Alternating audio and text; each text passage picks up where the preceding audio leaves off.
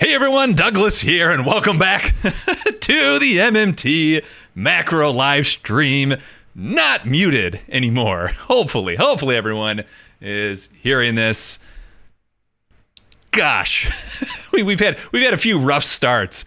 We've had a few rough starts as of late, but I think the sound should be on. Let's see. Let us know, chat. Let us know. Yeah, all right. Welcome back. Thanks, guys. You know what it was? I completely took down my computer this past weekend.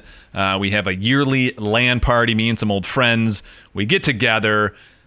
We game it up all weekend, and whenever I completely disattach everything, it resets all of my mic cabling in the PC, the virtual cabling in the PC, and I realized I had no output. It's normally part of my checklist, but it's been working so fine.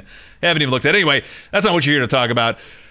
What you're here to talk about is the wisdom that you just missed at my original intro that everyone was muted for. It was the most brilliant thing I've ever said. Yeah, I guess forever no one will ever know what wisdom I had. Yeah, George. It was a pretty fun time. We've been doing it for a few years now. Just a bunch of dads playing some games all weekend and reliving the glory days as kids. Now with supercomputers as opposed to the cheap crap that we could barely afford back when we were kids, but it was a fun time, and glad to be back. But it does throws off the wiring, the digital cabling on the audio every time I disconnect the machine. Anyway, today we're going to discuss kind of out of the gate. Once Bijou gets back, we'll talk markets for a little while. Some spicy things happening. In markets. We continue to see selling. Things getting a little dicey. What's interesting is deep MMT called for a top next week. It was deep MMT was looking for a top next week, mid-August. Maybe it's going to turn out to be right, but maybe a week early or a week or two early from ultimately how it was going to pan out. To me, it kind of made sense that actually that top may play out later into August, maybe heading into September. You do get a couple tax drains, September, October.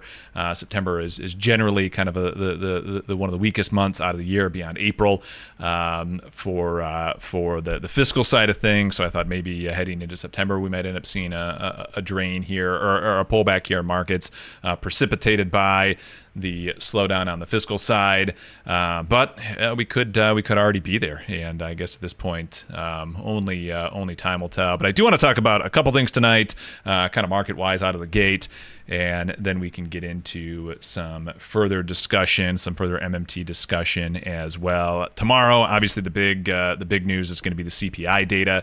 I think that comes out. I do think that comes out. I'm looking this up before markets even open. Let's see, CPI coming in at 8:30, so that'll be big. Last week we saw. I'm going to see if I can find this. I know I bookmarked it. It was the prices paid for on the PMI services data came in super high, way higher than expected. I'm trying to see. I know somewhere. Sorry guys. Again, normally I have Bijou here to kind of tell me how his Bijou is back. Are you back? Your audio. Okay. All right. I muted you as we kind of heard some ruffling. So I'm gonna unmute you. Bijou, how's it going, my man? Oh, hold on, Bijou. Your audio's not coming in. Give me 1 second. No. It's not your fault. It's my fault. You're good. Yeah, give me 1 second here. Hold on, give me 1 second.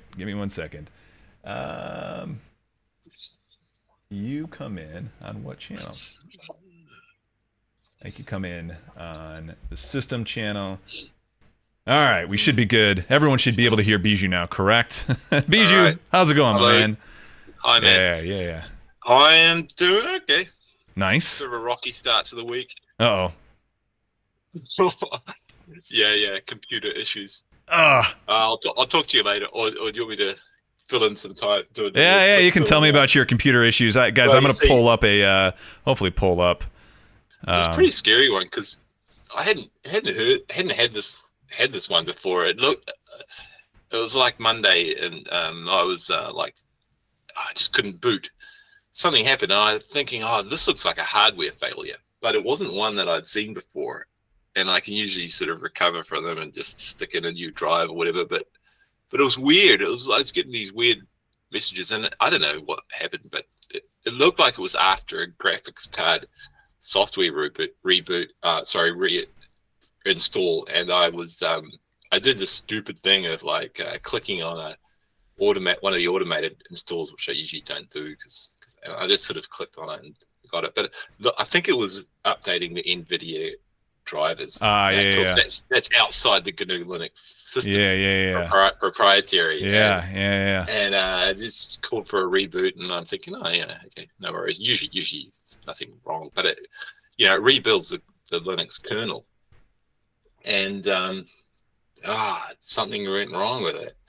And I wasn't paying attention to the updates because I just kept on working and rebooted a little bit later. So I just really had no idea what was going on. And I was in a state of panic because usually when I have a hard drive failure, it's a bit expensive, but hardware failure. But I don't know. So I decided it's a good opportunity. Whenever this sort of thing happens, I'm like, great, I get to do a fresh GNU Linux install, totally from fresh. So I could sort of maybe install all the TensorFlow GPU stuff. Fresh and everything like that. So I'm thinking, silver lining and all that, but it just wouldn't even accept the USB thumb drive, like the distro. Fresh distro ISO. It wouldn't accept the ISO. Oh no! I had to test it on my backup laptop, and I had quite a few little mini panics. But eventually, I just had to turn off. I had to go into the BIOS and turn off these kind of security settings. I'd never had to do that before. Yeah, it was a new experience. But the good news is you're back up and running, correct? Back up and running. And so okay. Eventually got that thing to load, and the really good thing is that I'd a while ago, it's still a bit of an old laptop, but a while ago I'd purchased it, but I had 2 drives in it, and so I decided to put my home file system on one drive and all of the software on the other, which was great. Yeah, because doing a fresh install just wipes all the software. Yeah, it cleans it up, but my home drive and all the data was there, and of course it usually takes hours to reinstall all my terabytes of data. Yeah. So it didn't lose anything much, and it saved me, I don't know, not an hour, but 30 minutes, maybe an hour. It saved me a lot of config time and all that. So yeah, I was pretty dodgy there for a second, and then But are you on a new mic by any chance? You sound it was the new system. A whole new system. Okay, so it is okay. So I don't know what's going on. All right. Is the mic setting a bit low? Is it a bit low? No, it just sounds tinier than normal. I don't know. So is it? Oh, yeah. Okay. So it is a new mic. All right. Oh, it is tinier. Yes, it's not the right mic. Let me change mics. Hang on. I hope this doesn't hurt you. No, it's not going to. Just. Yeah, here's actually before you do, so there's no feedback or anything. You know what I can do is I can just go ahead and mute you. Boom, boom. Oh, that sounds so much better. That is so much. So much better. This is the actual microphone. All right. That is the Bijou that I know and love. All right, guys, we're back at it. A couple shout outs as we get rolling here. Welcome, George. Thanks for joining Danger Zone. I'll get your question in just a second. Monique, welcome. Josh, how's it going, my man? Daniel, thanks for dropping in as well. Hey, out of the gate, the question was, why do people think MMT means money printing? Why are people so dumb? I see 2 questions there. Why are people so dumb? And why do people think MMT means money printing? Bijou, give me your psychology on why people are so dumb. Yeah. It's the times we live in. I've heard that people don't read, which is not a bad thing.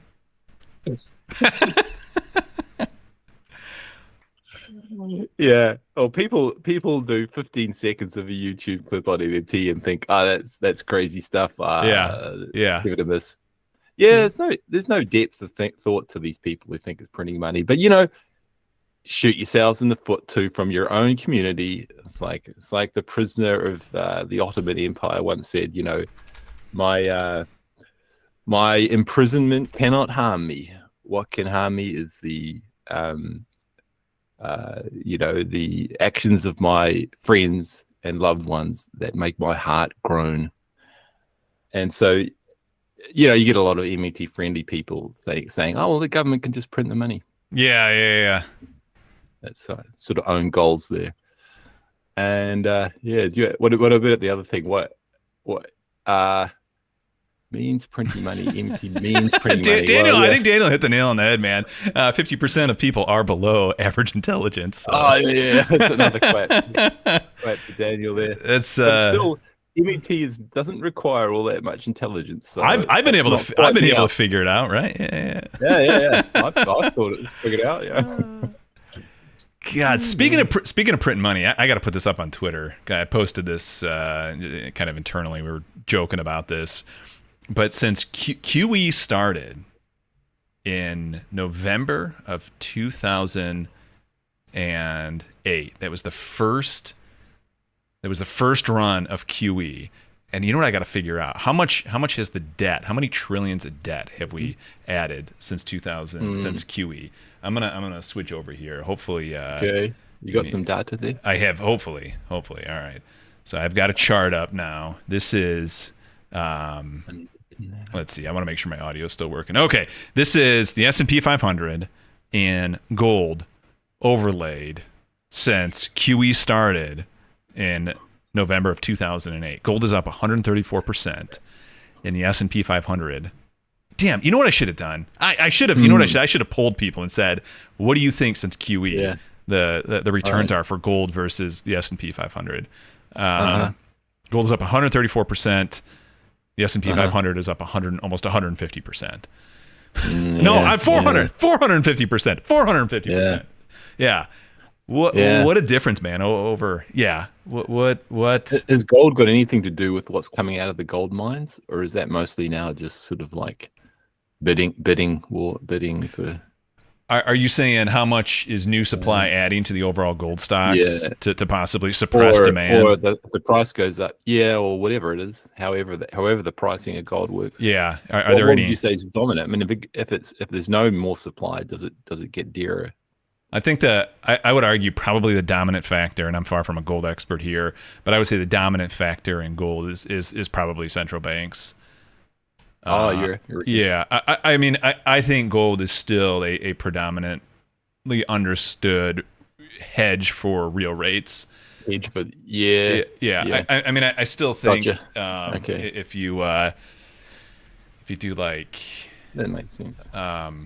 If you do like an adjustment for real rates, I think gold tracks pretty darn good. Yeah. Pretty darn good real rates. But the point is, kind of the joke that I was making when I was gonna, and I need to post this is, I mean, printing money in and of itself, assuming, and this would almost be maybe you could make a measure out of this of like productive money printing, right? Because if it's just purely unproductive money printing, right, it's not like assisting the real economy. I would imagine something like gold would go up in value relative to that currency, right? Right. I mean, in other words, what I'm trying to say is like if we got into a situation like Argentina or Venezuela, right, where you have 100% interest rates or 50% interest rates, and just immediately people are selling that currency to go either buy the dollar or gold, right? I mean, if that's the situation we got into, right, none of that money was finding its way into the real economy. I would expect in that currency, whatever currency that sort of operation is happening, I would expect to see gold push higher. But if the money printing is finding its way into the real economy, right? I would imagine things like the stocks of the companies in that country would be outpacing gold as some sort of inflation hedge. Just a theory. Maybe I'm wrong in that. Maybe someone can pull the gold, but maybe someone could actually look at that. Yeah. Yeah, but it would. Yeah, sounds right. It would be an interesting thing to see if you could create kind of like if you could take something, maybe that would be it. The total size of kind of the equity space versus the kind of the total value of gold, and create some sort of ratio between the two and see if that ends up overlapping. God, I'm talking to myself into a project that I really just don't have time for. Yeah, that's a pretty good project. Oh, you don't? Yeah, no. But now, yeah. Hang on. What would like 2009 Douglas be saying about this? Oh, what would remember you mentioned it on your interview that's podcast. Oh my god, yeah. Which, by the way, is Bob Murphy. Bob Murphy should be out. It is not. It is not out, and it's not going to be out for a few more weeks. He has like looks to be maybe like a 5-week backlog of podcasts, so it's probably going to be another 5 weeks till it comes out. But when it does, you guys can finally roast me, and we can Okay. I can say I'll have to have change 5 weeks again. I'll have to have another listen to it. Yeah, I know. Me too. I'm gonna actually, before then, I'll be having my next conversation, which should be a good conversation. I've been listening to some of their stuff. Sitch and Adam. They're lefties, but they kind of like me. They can get very upset with the left's infatuation on hating on the right. So yeah, I know 5 weeks, Josh. I know, man. I'm eager to get it out there, as well. But not my podcast. It is his. So yeah, whatever. It is what it is. What would I have said back in the day? Yeah, I mean this is part of it though, right? I mean, you'd figure for nearly we had nearly a decade of effectively QE type policies. We had a year there of MC. Welcome, man. Yeah. I've been listening to a lot of Sitch and Adam, and I'll get back to my QE point in just a second. But I like what they're doing. I mean, I think they're a lot in line with kind of where I'm at, which is like we just need to build. Like we can build a better country if we can get enough of the left and the right, the sensible left and the right, on the same page and just start to focus on a better country. In a better society, not even a better country necessarily, but just a better society. Looking forward to that one, man. Because you could drill into MMT more, since they sounds like from what you said that they're friendly for it, and you could drill into why it's not printing money and why there's no tax paid for. Stop this taxpayer funded bullshit, and give people some clarity. That'd be great. Yeah, it will be. And a lot of their base, I think they've done polls like it's 60-40 right versus left, and they have a lot of kind of Bitcoin gold types. So we'll have some good things to debunk. One of the guests they had on just the other night during the live stream was kind of a neoclassical guy, and it really this one right here. And I got to think of some good ideas, and Bijou, you can kind of help me out here. I got to think of some good ways to frame this. But one of the things the guy said was something to the extent of inflation is just a stealth tax. You've heard that before. That's funny. I mean, to me, I would use inflation as a tax on board as well. You kind of agree with him. Maybe it's actually a good thing. Yeah. It all depends on how it's done, right? So. God, you know what? That's a really good point. I mean, that's a really good point. Yeah. Because I mean, they're really. Yeah. Because part of what you would put do, a job guarantee in place, and just keep indexing it up and up and up, and eventually the poor are getting. I mean, that's probably too simplistic a way to put it, but it's one policy tool that you can use. Once you understand you're the source of the price level, you can use inflation in a progressive way if you want to. Yeah. And you can do it the way that they're currently doing it, which is the regressive way. Yeah. It's another policy tool. Hand it out to the rich and see if they'll let it trickle down to the poor. So their chat is going to be hostile. Yeah, probably. I mean, there would definitely be some hostile takes. Yeah. He's had they've had on a few like UBI guys in the past. I listened to some of those interviews. Well, you're a brave man. I'm not totally unsympathetic to the UBI. Yeah, that's what Stephanie says, and Moses says that from time to time. But I'm not unsympathetic because you were trying to get your sentence out there. Yeah. Want to finish that sentence? Yeah.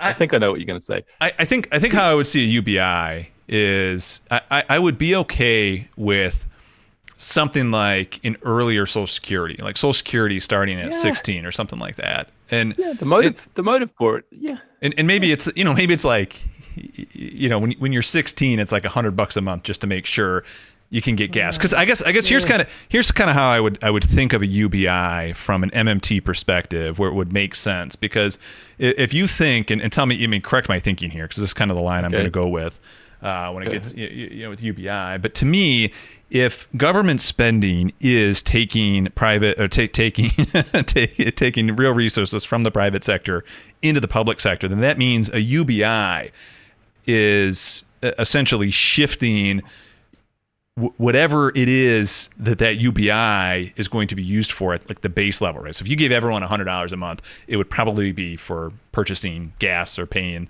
like your most important bills, right? Yeah. Right. So you're taking whatever that is from, right, whatever the first purchase is, out of the private sector and putting that into the public sector, being supported now by the public sector, right? So from kind of an MMT lens, I think you could look at it that way and say, okay, we don't want to privatize, cell phone companies, not privatize. We don't want to make public cell phone companies, the things that we don't want to make public, but yet everyone still has to pay for in a modern economy. So if we just give everyone $500 a month, they can at least get those kind of modern utilities paid for. Bam, we're good, right? And that's maybe a way that you could do it. Okay, go for it though. Yeah, fire back. Right. So yeah, bad idea. Bad idea. Firstly, the Green Party in New Zealand are one of the better Green parties around, and they're like basic guaranteed income. So you don't give it to everyone. You only give it to those who need that cell phone or need those basic services. That's the first point. And it's not like it's going to lose votes because it doesn't go to everyone. That's just insanity. That's just like people thinking you have to buy the votes or buy the voter off to get it, because you have to give it to everyone. That's just nonsense. It still polls well, even if it's an increase in Social Security and welfare for pensioners and for the young and for the people who just should not be working, right? So you just make it a basic income guarantee. Don't make it a UBI. It's not then, and of course, then it's not unearned basic income. It's just a social safety net, which every country on earth who's civilized has figured out that you really need, because people can't all work, and they haven't cottoned on to a job guarantee yet. And what supports a basic income guarantee, so increasing just the basic welfare payments, what supports that and allows you to have a much bigger basic income guarantee is people working to produce the output that people want. So you don't want to give it away to everyone else. Yeah. Second point is that you give it away to everyone else, you've got the problem of trying to sell it now as a tax pay for scheme, because you have to take it away off the top. So it's not universal in the end anyway. Yeah. Thirdly, why do that? If you want to increase the welfare payments, don't sell it as everyone else has to pay more tax. That's just crazy. Instead, no more tax. You can actually lower the tax, because now you're putting more income into the economy at the base, so generating more sales, generating more revenues for companies from the base. And then so you need to back up all of that, all those claims on real wealth with actual productive output. Yep. Which and people on a UBI aren't all going to be producing real output on the UBI. They're going to be sleeping in more, playing games or whatever, which is all okay for the leisure economy, but it's not. I mean, I think that's where the UBI people would push back, though, that their research says that it, in fact, but they've only got research in countries that are wealthy and oil export producers, like Norway, Australia. Correct. I don't disagree that. Okay, any research that shows non-behavioral impact of UBI, I completely, because I completely disregard, because usually like these UBI setups are ran in ways in which they're not like MMT aware, right? But the behavioral aspect, I think you can still glean some insights from. And I even think kind of, in our own situation, if I had like a universal basic income, I might have been able to transition to what we're doing here sooner, right? That it would have been easier to take that risk, right out of the gate. Yeah. But you're already but you're already income, so it doesn't really help with the transition from unemployment to employment. A job guarantee is going to do that. Yeah, I don't think anyone thinks that UBI is going to. It's not a panacea. I mean, and it can be inflationary, which means you just inflate in a bad way. You inflate away the gains of the poorest. So it's not really as advertised, because those countries are getting oil revenues, like I said, and you haven't had a UBI proper experiment in a poor country where it can be just a complete regauge of the currency. If you do it that way, you're going to have somehow you have to tax away off the top, and that's a very difficult thing to do. Yeah. Politically too. Yeah. What have you ever heard of tax havens? Yeah. I'm well aware of them. Then all you're doing is giving more money to people who already have money. But not only to people who already have money, but it still is a rentier type of effect, because what are they going to do with their UBI? They can just invest it. They don't have to spend it. Yeah, so not cool. If not it's cool. Okay, I guess that's why, in my view, it'd be more of a Social Security thing. It should be more so. Yeah, it should be a basic income guarantee, because that's what you do anyway. If you're doing a job guarantee, you'd have support for the base of the economy, and just lift the base of the economy up, and everyone at the tops. I'd tell you, how are you going to stop people sucking away that stuff from rent? So, the rentiers, you haven't euthanized the rentiers at all at this stage, let's say, as a thought experiment. And so they're still going to suck up that UBI no matter what. Yep. So someone like you in your position in the middle class doesn't get that little extra boost for their little projects, but tough luck. There's a lot of people a lot worse off than you and I, and they are the ones that need the support, not everyone else at this stage. At this stage. And people still are worried about inflation. That's the hardest thing that MMT has got to solve. And so I agree. I think the right wingers and a lot of others are going to it's an easy vote to do UBI, but it's much harder to, but it's also polls very well to do a job guarantee, and it's just so much more sensible. It's just a better stabilizer. It's better transition from unemployment to employment. You can do skills programs. You can do all sorts on a job guarantee, and you have those basic supports. They can be much higher nominally if they're only targeted. And that's, again, that comes back to the Trump and Biden stimulus checks. They didn't have to go to everyone, and they could have been targeted, and you could have avoided a bit of inflation that way, because it would have been targeted at people who really needed the income because they had lost their jobs during the lockdowns. So all these one thing about MMT that you get is all these targeted programs. You target your fiscal, you target your tax, you target your spend. You don't just sort of throw money at the economy. You just willy-nilly drag money out of the economy with consumption taxes and stuff like that. You do it in a more targeted way. Plus, final thought, I had a whole list of 12 points why UBI is stupid on our Google group that Warren joined. So, I don't know if I'm part of that or not, but but I don't have time to go through them. But there's all sorts of other social justice reasons that the UBI just is really not the way to go.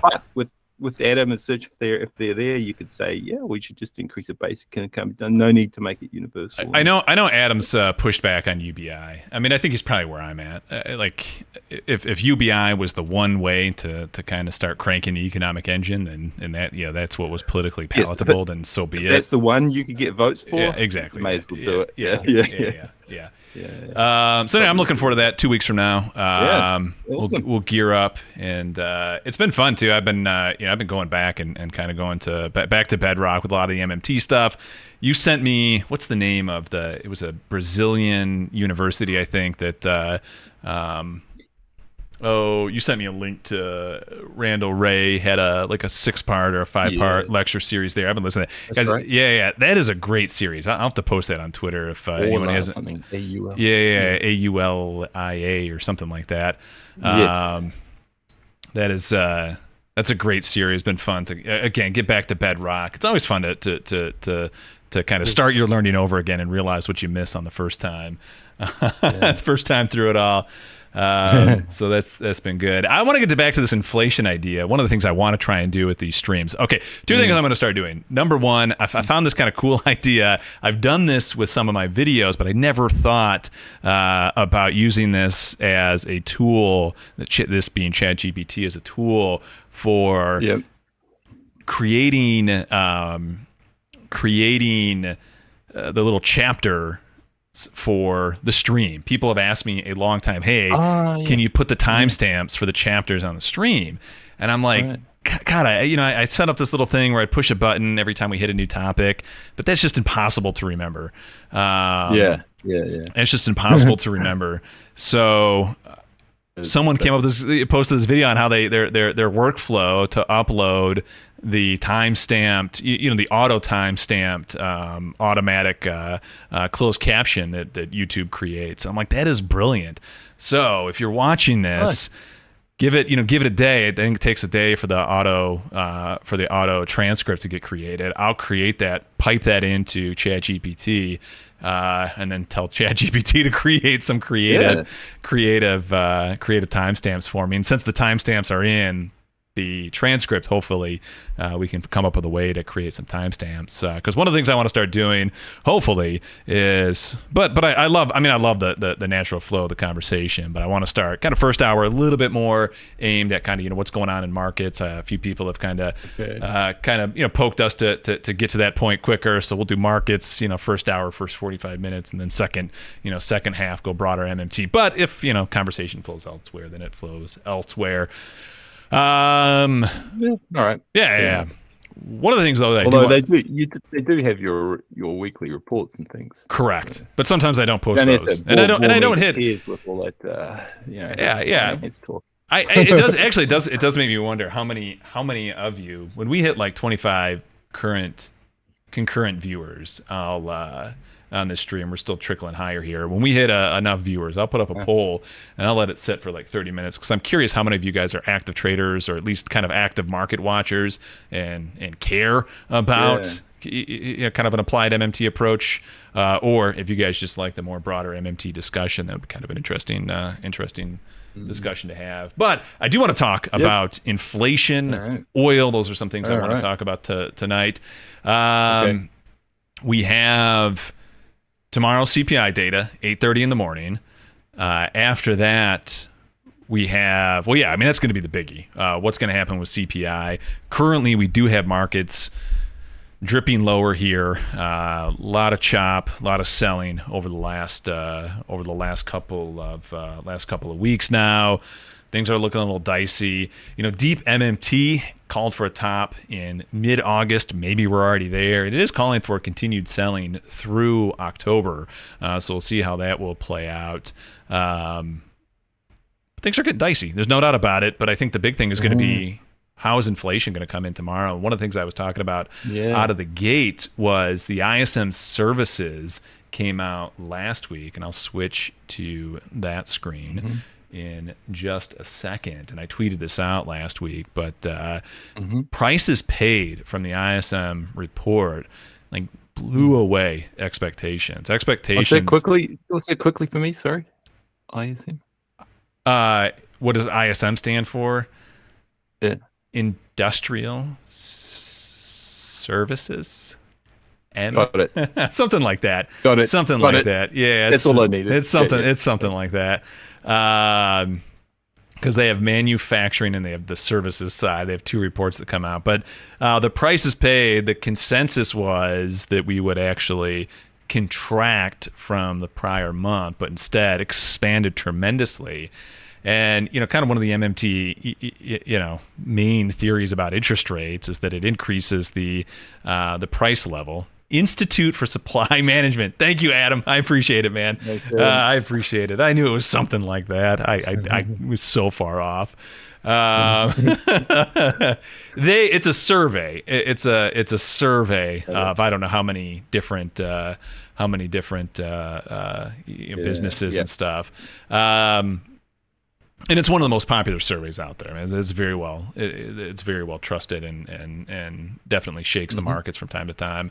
But one of the kind of the core underlying theories of MMT is you raise interest rates, that's going to increase the term structure prices. And the big insight from MMT is that you're also adding additional interest income because of the higher interest rates, right? So, you'd expect deflationary effects if there's no additional interest income, if you were just making borrowing more expensive. But when you add the additional income, we know that borrowing occurs when there's income, so you're allowing that borrowing to occur. So there was an expectation for continued contraction in prices paid, and there was a big surprise to the upside. So I do think over the next few months we're going to start to see surprises to the upside on inflation. I mean, I would expect maybe the next 2-3 out of the next 3 or 4 CPI prints to surprise to the upside. And I think tomorrow the expectation is for the year-over-year rate of inflation to, let's see, where are we at? CPI. Inflation rate year over year to consensus increase slightly by 0.3% year over year. So we'll see how that ends up coming out tomorrow. A slight increase for the CPI, but my expectation is that we're gonna start seeing a bit of a surprise to the upside sooner or later. Maybe it doesn't happen next week. Maybe it happens. Happens the week after, or the month after. But we're starting to see some kind of inflationary surprises. And one of the ways that I kind of visualize this is with this little chart right here, the CPI chart.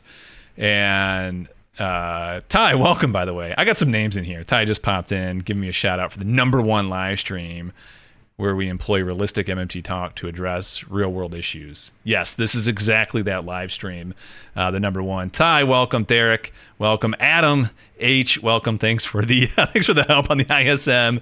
We got Zero Shot Thomas D as well dropping in. I don't know if Echo Skeleton, welcome as well. Vladimir back. Oh yeah, Patrick Star's Forehead, welcome back as well. I like that name. Absolutely some good names tonight. Let's see. Going back to the chart that I have up on the screen. So I've got CPI here. And just, this is like probably the dumbest way you can look at this. But if you just look at the long-term trajectory of Vicus, my man. What's up? What's up? Yeah. But the best one in applied MMT ever. Yeah. You're my man. I appreciate your comment you dropped the other day. That really did mean a lot. I appreciate it. So anyway, you can see just kind of the general trajectory of CPI as it grew over time in the post-Great Financial period that the decade after. And on my little ruler that I used to draw this straight line, I think this line was at like the purple line here. The pink line was at 14 degrees.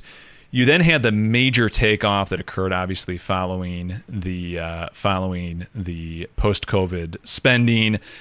That was like at 55 degrees or something like that. And then now that spending has finally subsided and we're back just on the new trajectory, we're on this kind of green line. And to me, the degree difference between purple and green here is the higher interest rate. And I mean, obviously CPI is a measurement of year over year, at least as we understand inflation when it gets when it gets out there. So, no surprise we had just following the big, the big spending that we had in 2020, 2021 as that subsided in 2022. Obviously, we've come down from that, and then the other inflationary events that occurred, the big oil shock that happened as Russia invaded Ukraine, and then the supply chain disruption, all that's settling down. And I just think that we're going to be on a new trajectory of inflation. So that's my guess. We'll see. I don't, I've said this before. I don't need it to happen, but I think it could start happening very, very soon. That's kind of my thoughts on inflation. Yeah, good thoughts. I pretty much agree with that. I don't honestly have too much pushback on that. Nice. Except to say that the interest rate is looking forward and CPI is looking backwards. So there's always some sort of adjustments there. You could probably, looks like there are even some very small mini regimes which would, for an econometrician, they might look at it, but for a real God's honest statistician, it might be a bit dodgy. But it looks like some little mini regimes in the past that you could look at where in fact maybe some interest rate adjustments. Because we go back to 2009 there, right? It looks like you might have data even before that. You could, look at January 2009. There's a sudden drop there. Well, that's because we were in a, But that was the recession. Yeah. So anyway, I don't want to put in Derek's nitpicking.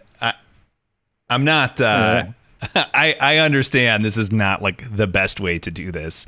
I'm fine with that. I'm sure there are better ways that I could really kind of demonstrate, help visualize what it is. Well, actually, that's actually it. I don't know if there's really the best way to visualize what's actually going on here, but I'm not sure I like the linear straight lines. Yeah. The point is, I just inflation as we measure it, I would imagine would be on a different trajectory at higher rates, and we certainly have a new trajectory of. As long as you're comparing like with like, yeah. If both have the underlying same exponential sort of dynamics, which you could make a case that the CPI index that you're plotting there does. I don't know exactly what it is.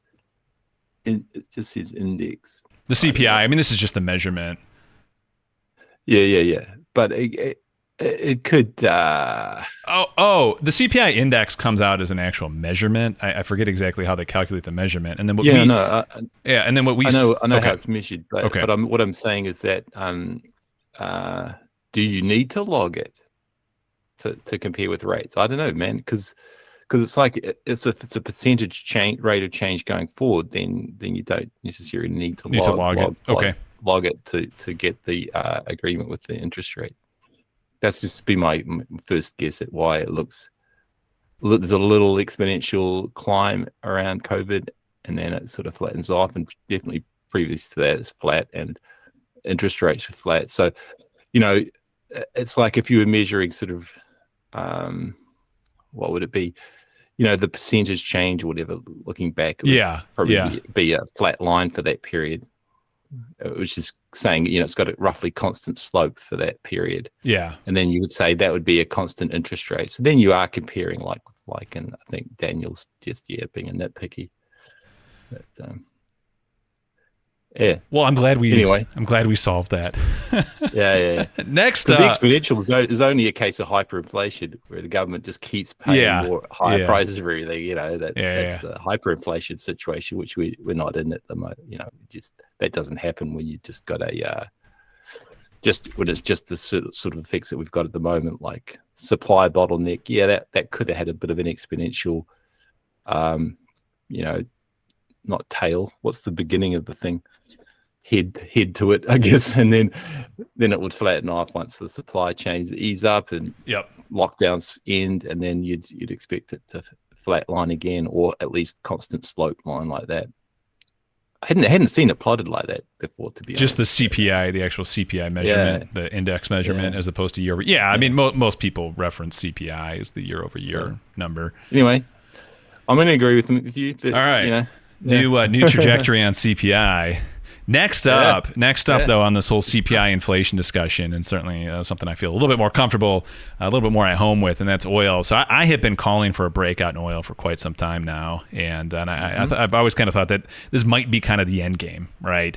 Is oil popping higher here, putting a lot of pressure. Now, one of the interesting things, Ty made this point during, I think on one of the videos I did with oil, one of the interesting things to keep in mind is I think that the U.S. is still a net exporter of oil, right? So that means we're net then importer of financial assets. So, there is going to be a dynamic where exporting oil will actually kind of help from a net financial asset aspect. The U.S.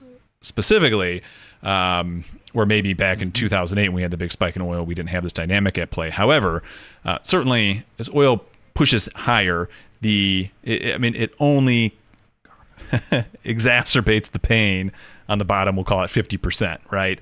Right now maybe $85 oil, really negatively impacts the bottom 10%, right? Bottom 15%, bottom 20%. But every inch higher that oil gets, the more the impact of that oil price is going to impact, higher and higher up the income. The income distribution, and I think eventually maybe we get to $250 oil, which seems not too far off at this point at the current rate.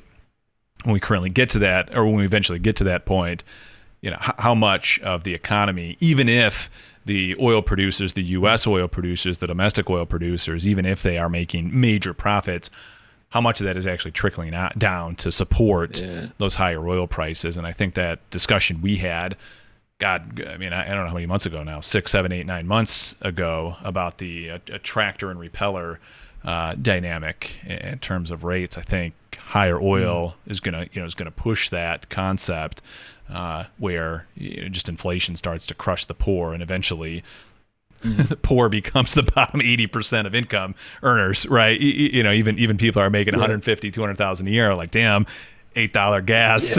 I'm not doing much. I'm not doing much this summer, sort of thing. Exactly. Little things start to shut down then, and you can get these epidemics of unemployment, which can risk blowing up. Sort of spiral down effect. This is, by the way, the only place that I can find where I can hear anyone talking about this in the right way, and not saying, "Oh, it's going to be a liquidity drain." The dollar's gonna melt down. This and that. This is pretty based realist macroeconomics here, guys. How it's actually gonna happen. This is how you do it. It's a compelling story, and I don't want to see it happen, but if I see it happen and you called it right, well, that'll be another victory lap that we take, while everyone else has got shot through with holes. So I don't know, man. I'll be interested to see. I think we're pretty safe from like a recession for the remainder of this year, probably heading into next year, early next year. But summer 2024, if we start inching higher and let's just say we're at like $120 oil heading into summer of 2024, something like that, right? And we get a spike like we did back in 2008. So let's see, February of 2008 through, when is this? July of 2008. Yeah. What is that? 151 days, less than 6 months. Well, that'd be, I don't know if those are trading days or not. Whatever. In 6 months' time, we increased 70% in oil back in 2008, right? So let's say, what did I say? Summer 24. So let's just say March, April, we're at 120. 70% higher puts us at quite literally off the chart. Let me redo this here. 70% puts us right around 212. God, I don't know, man. That seems. Yeah, that seems a bit, even for a monopolist who I don't know, man. It's happened before. I don't know. It's happened before. What was the full run up into 2008? Oh God. All right, January of 2007 until July of 2008. So just over a year and a half, exactly. 188%, 190% from the low to the high. Do you have any idea though, like what the whole thinking was of the oil monopolists then? because their thinking can't be the same thing, right? That they don't want to break the economy. Yeah. I mean, they can't, because it's not like there has been some price gouging and all that, but we kind of know where all that came from. And are the Saudis going to join in on that so late? Like, I don't think so. I mean, not that I know how they think.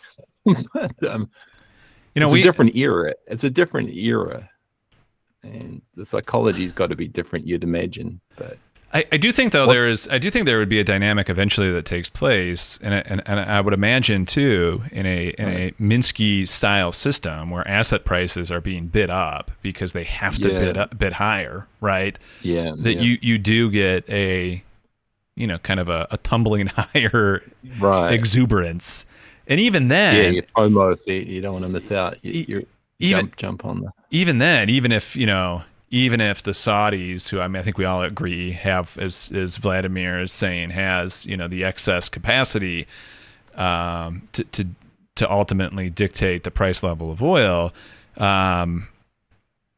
even if they sense, well, crap, this is going to crash the economy, you can still have the financial sector just run away with it, right?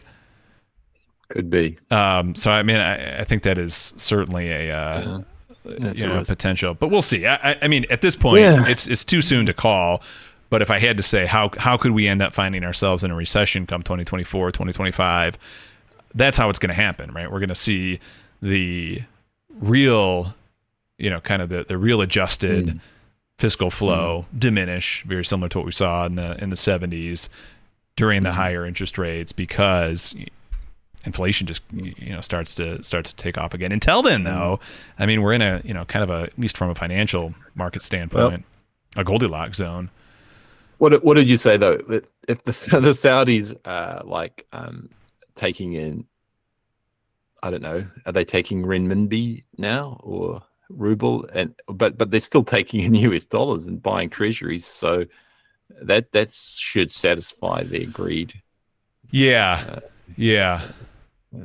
mean, I do, and that's why I think this is kind of the unfortunate part of it from kind of a mainstream as opposed to a Main Street as opposed to a Wall Street perspective. Is I think the U.S. economy can support an abhorrently high price of oil. Like that's kind of the sad part of it. It wouldn't surprise me if we got to $10, $15 a gallon. I mean, especially when you still have so many people working from home. The impact of high oil isn't just instantaneously crippling the way it would have been in 2008 when everyone had to drive to work. Anyway, we'll see. We'll see. I mean, if there were MMT is in charge, it wouldn't be a problem at all. It's just the currency regauge. Yes, I agree. Give them the middle finger. I agree. Ghost on the half shell. Welcome, by the way. See you popping in here. I don't know if I said hi to Thomas D, but Thomas, welcome as well, man. Thanks for dropping in. Yeah. The next chart I have to show is, this is not labeled. Oh, maybe it is here on the y-axis. This is the comparative inventory chart. By the way, this comparative inventory chart, one of the things I've been meaning to rebuild for a while. This will be back up. This used to be something I used to have on the updates over on the Patreon, patreon.com/MMT Macro Trader. This will be back up on the dashboard, which went live last week. And comparative inventory is kind of like my main supply side tool that I use to measure where price could go for oil. Generally speaking, high comparative inventory, low price, low comparative inventory, high price. I apologize about the bar colors. ChatGPT was literally finishing this up for me right at 7:57, like 3 minutes before live. ChatGPT still? It was really simple. I said, here's the link. Here's what I need. The worst part was I went to copy and paste, and and I pasted. It didn't paste the right thing, so I had to do it over again. That was the worst part. And I didn't have actually. This is the old human brain there. This is this is the dumbest part, man. Is some of these look? The U.S. has the best data in the world. We really do. I mean, we're like. It's so nice to have the Fred and all that sort of stuff, and we have access to such great data. But some of this data is so archaic. I had to install an old Python library to deal with the archaic Excel file that still gets put out by the EIA. So anyway, that was the most difficult part. But anyway, what we're looking at here is what I actually was our Berman and some other guy developed this comparative inventory model. It looks at the 5-year average of the oil stocks at Cushing, Oklahoma, minus the current stock of oil at Cushing, Oklahoma, to give you a comparative inventory. Essentially, it's just showing that we have relatively low supply currently, or in a high supply environment, relatively speaking, you're going to get low price. In a low supply environment, you're going to get high price. All things being equal, obviously, there are a million things that can drive price. And my contention has been, because of the low comparative inventory, we have the capacity to run price up, and we haven't really seen comparative inventory take off all that much since the lows back at the end of last year. And actually, I think it was about this time last year where I was starting to think that oil would take off, or at the end of last year, early this year. Obviously, it's been a while as oil consolidated, but we're finally seeing it take off. And I really just think there's a lot of room to run for oil prices. I mean, that's just really what it boils down to. Interesting way you phrase it. We have the capacity to put. Don't you mean we have the lack of capacity to push the price? Okay, yeah, maybe. I mean, oil has the space to push higher. Potential for the price to go higher. Yeah. However you want to phrase it, but I do think, I mean, I do think that's exactly what's going to take place. And totally. Derek in the chat, eventually we won't be able to ignore global temperatures on the dashboard as well. At some point, right? Jeez, think about that. God. We'll have to become meteorology experts or climatologists. Top of MMT. Some of that stuff, man. Some of those charts that are getting posted about like global temperatures this year. It's really scary. I don't know if Ty's still in chat or not, but it's really scary when you've studied, and I'm sure those who play around with systems dynamics and understand nonlinear systems, how scary things get when you start seeing. My Fred jacket, it's sitting over there. When you start seeing generally stable systems just completely, fly off the chart, and I think we're seeing that. I forget what the exact temperature reading is, but it ain't looking good. And I don't know. I mean, I can tell you what a collapse of the financial economy looks like. I don't know what the collapse of the global ecosystem looks like. The physical economy, that's a totally different story. Yeah. I mean, you run models to do that, and you discover some tipping points, and what can you do? You have to. Your moral obligation is to let people know, and if they're just like, "Oh, you're a chicken little," it's like, "Oh no," that can cause a lot of depression if you're that way inclined. What's Oh, go ahead. Nah, just eventually, you can sound all these warnings you like, and even if you're wrong, it's a good thing to be wrong in that case. Right? It's not, if you make some, we're coming close to a tipping point. Better cut back on emissions, and then let's have this concerted effort. And it doesn't ever happen because you cut back on emissions. You don't have this ecological crisis. Everyone says, "Oh, you were alarmist."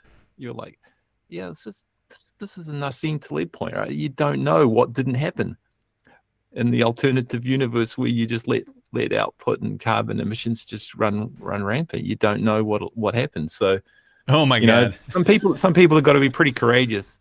Start really making a good case for all these tipping points to people who will listen, and maybe you can get some actual action. I don't know. What were you saying? Oh my God! You know what? I misspelled returns. No worries. Oh my God! Turns out, AI driven spelling.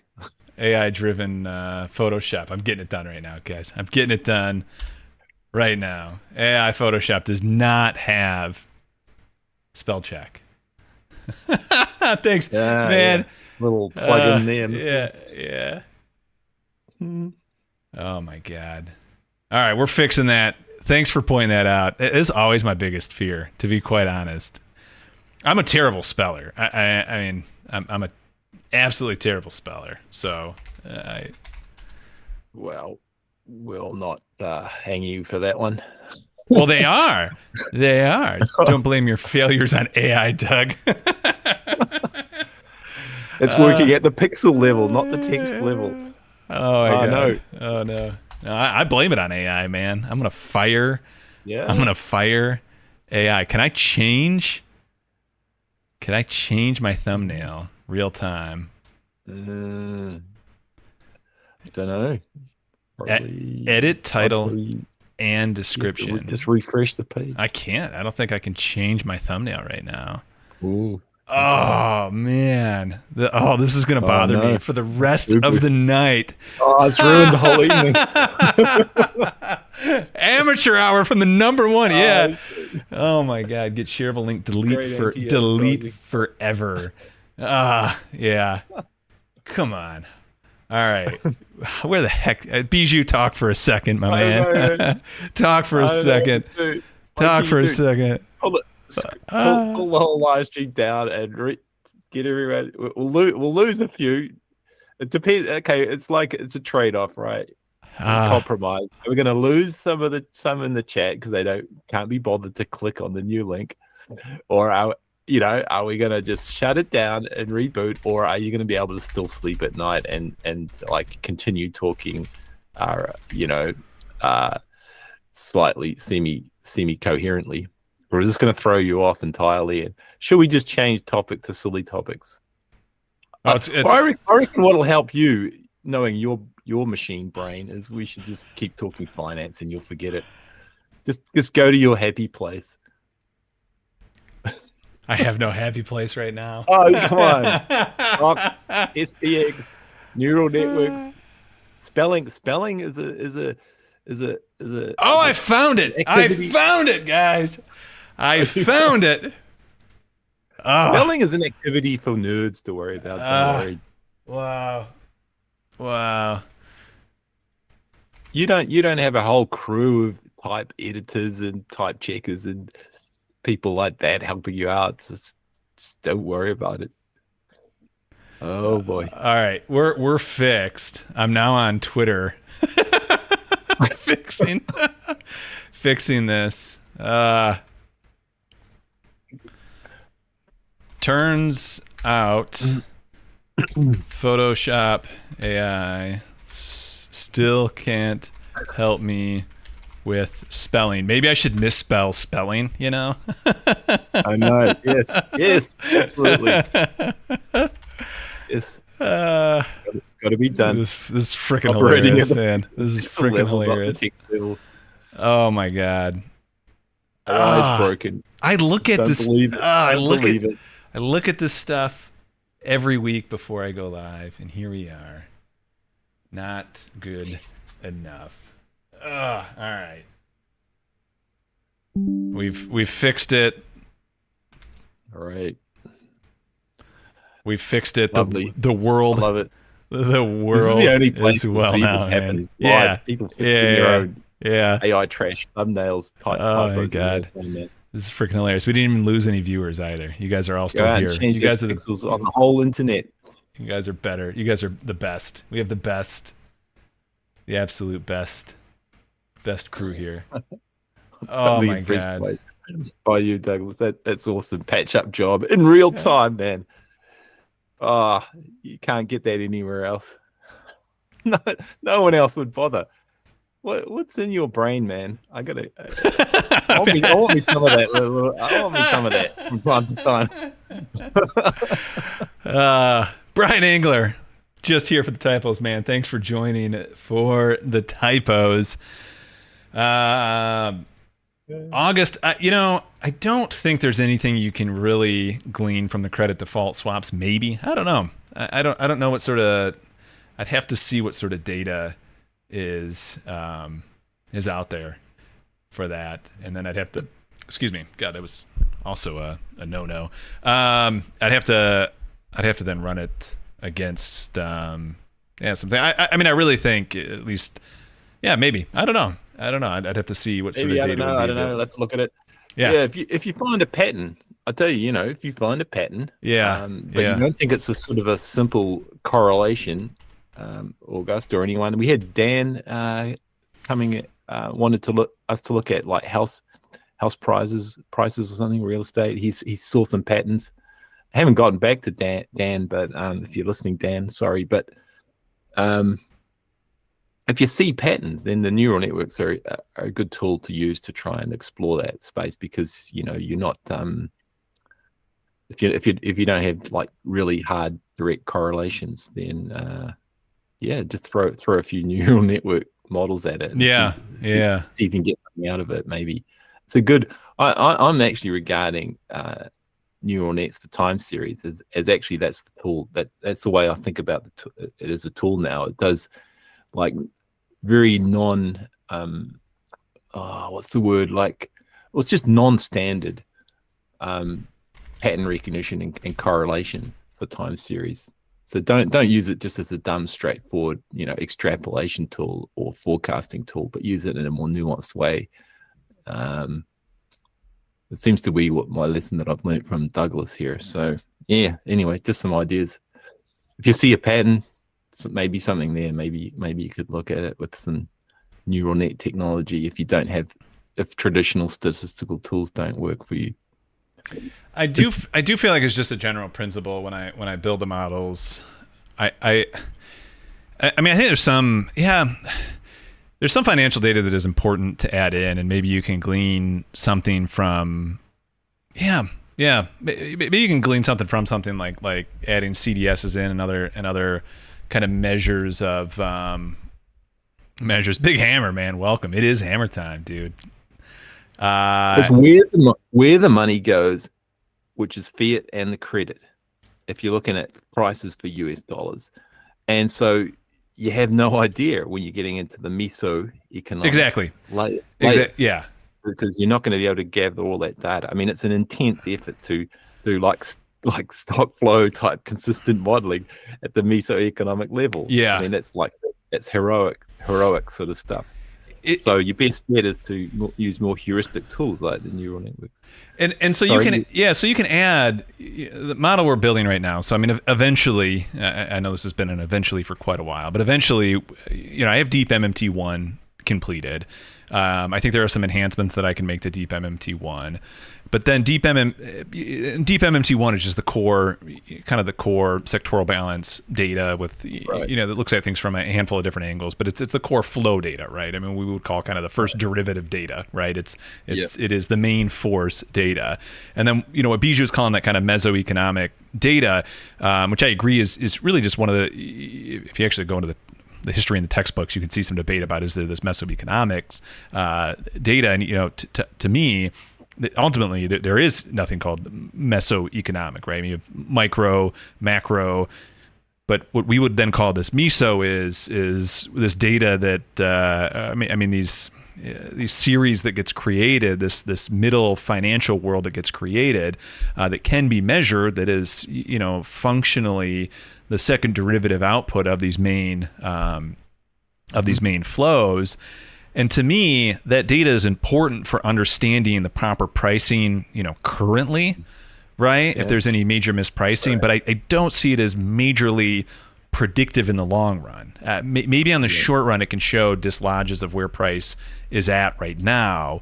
But long run, it's always going to be what we might just kind of call that first push, which is really just those core flows, which would really just be the fiscal spending or the bank credit cycle, or potentially, depending on your nation, you might also have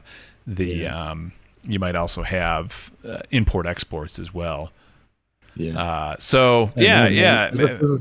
I have to think that's a good analogy is the weather for that.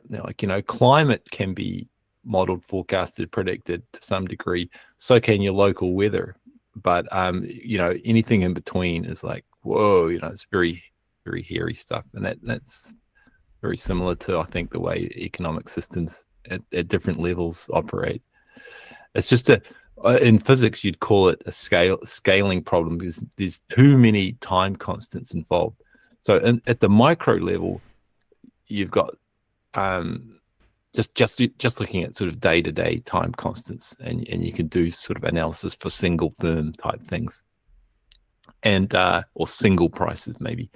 At the macro level, it's the time constant is the fiscal flows, but at the meso level, there's too many time constants. Yeah, you sort of get that in physics too, where if you look at it from a dynamical systems point of view, there's just too many time level disparities from minutes, seconds, days, up to years and so forth, or what would be a typical business cycle, 2 to 3 years or more sometimes. And so it's just that in between layer, it's just involves too many characteristic times to do really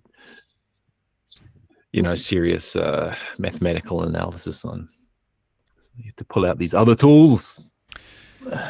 One thing I will add, though, so I do want to add some of this stuff in there for deep. I mean, that is what deep MMT2 will be when it finally gets completed. Is it will be a tool that is specifically built for, and actually, Vicus, I like your question there, because I will address that, because it will be a tool that is hopefully better specifically for stocks on even on like a daily basis, right, as opposed to the current deep MMT model, which is weekly forecasting 6 months out.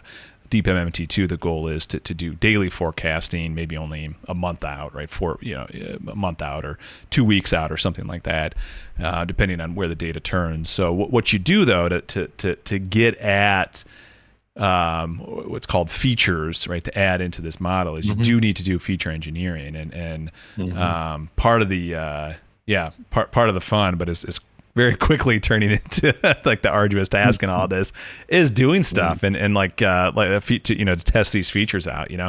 How much does various volatility data play in? What do you actually gain from adding volatility data into these models? What do you gain from adding CDS spreads into the models, right? What do you add from gaining dark pool data into the models? What do you add by or what do you get? What do you add to the model, or what does the model gain by having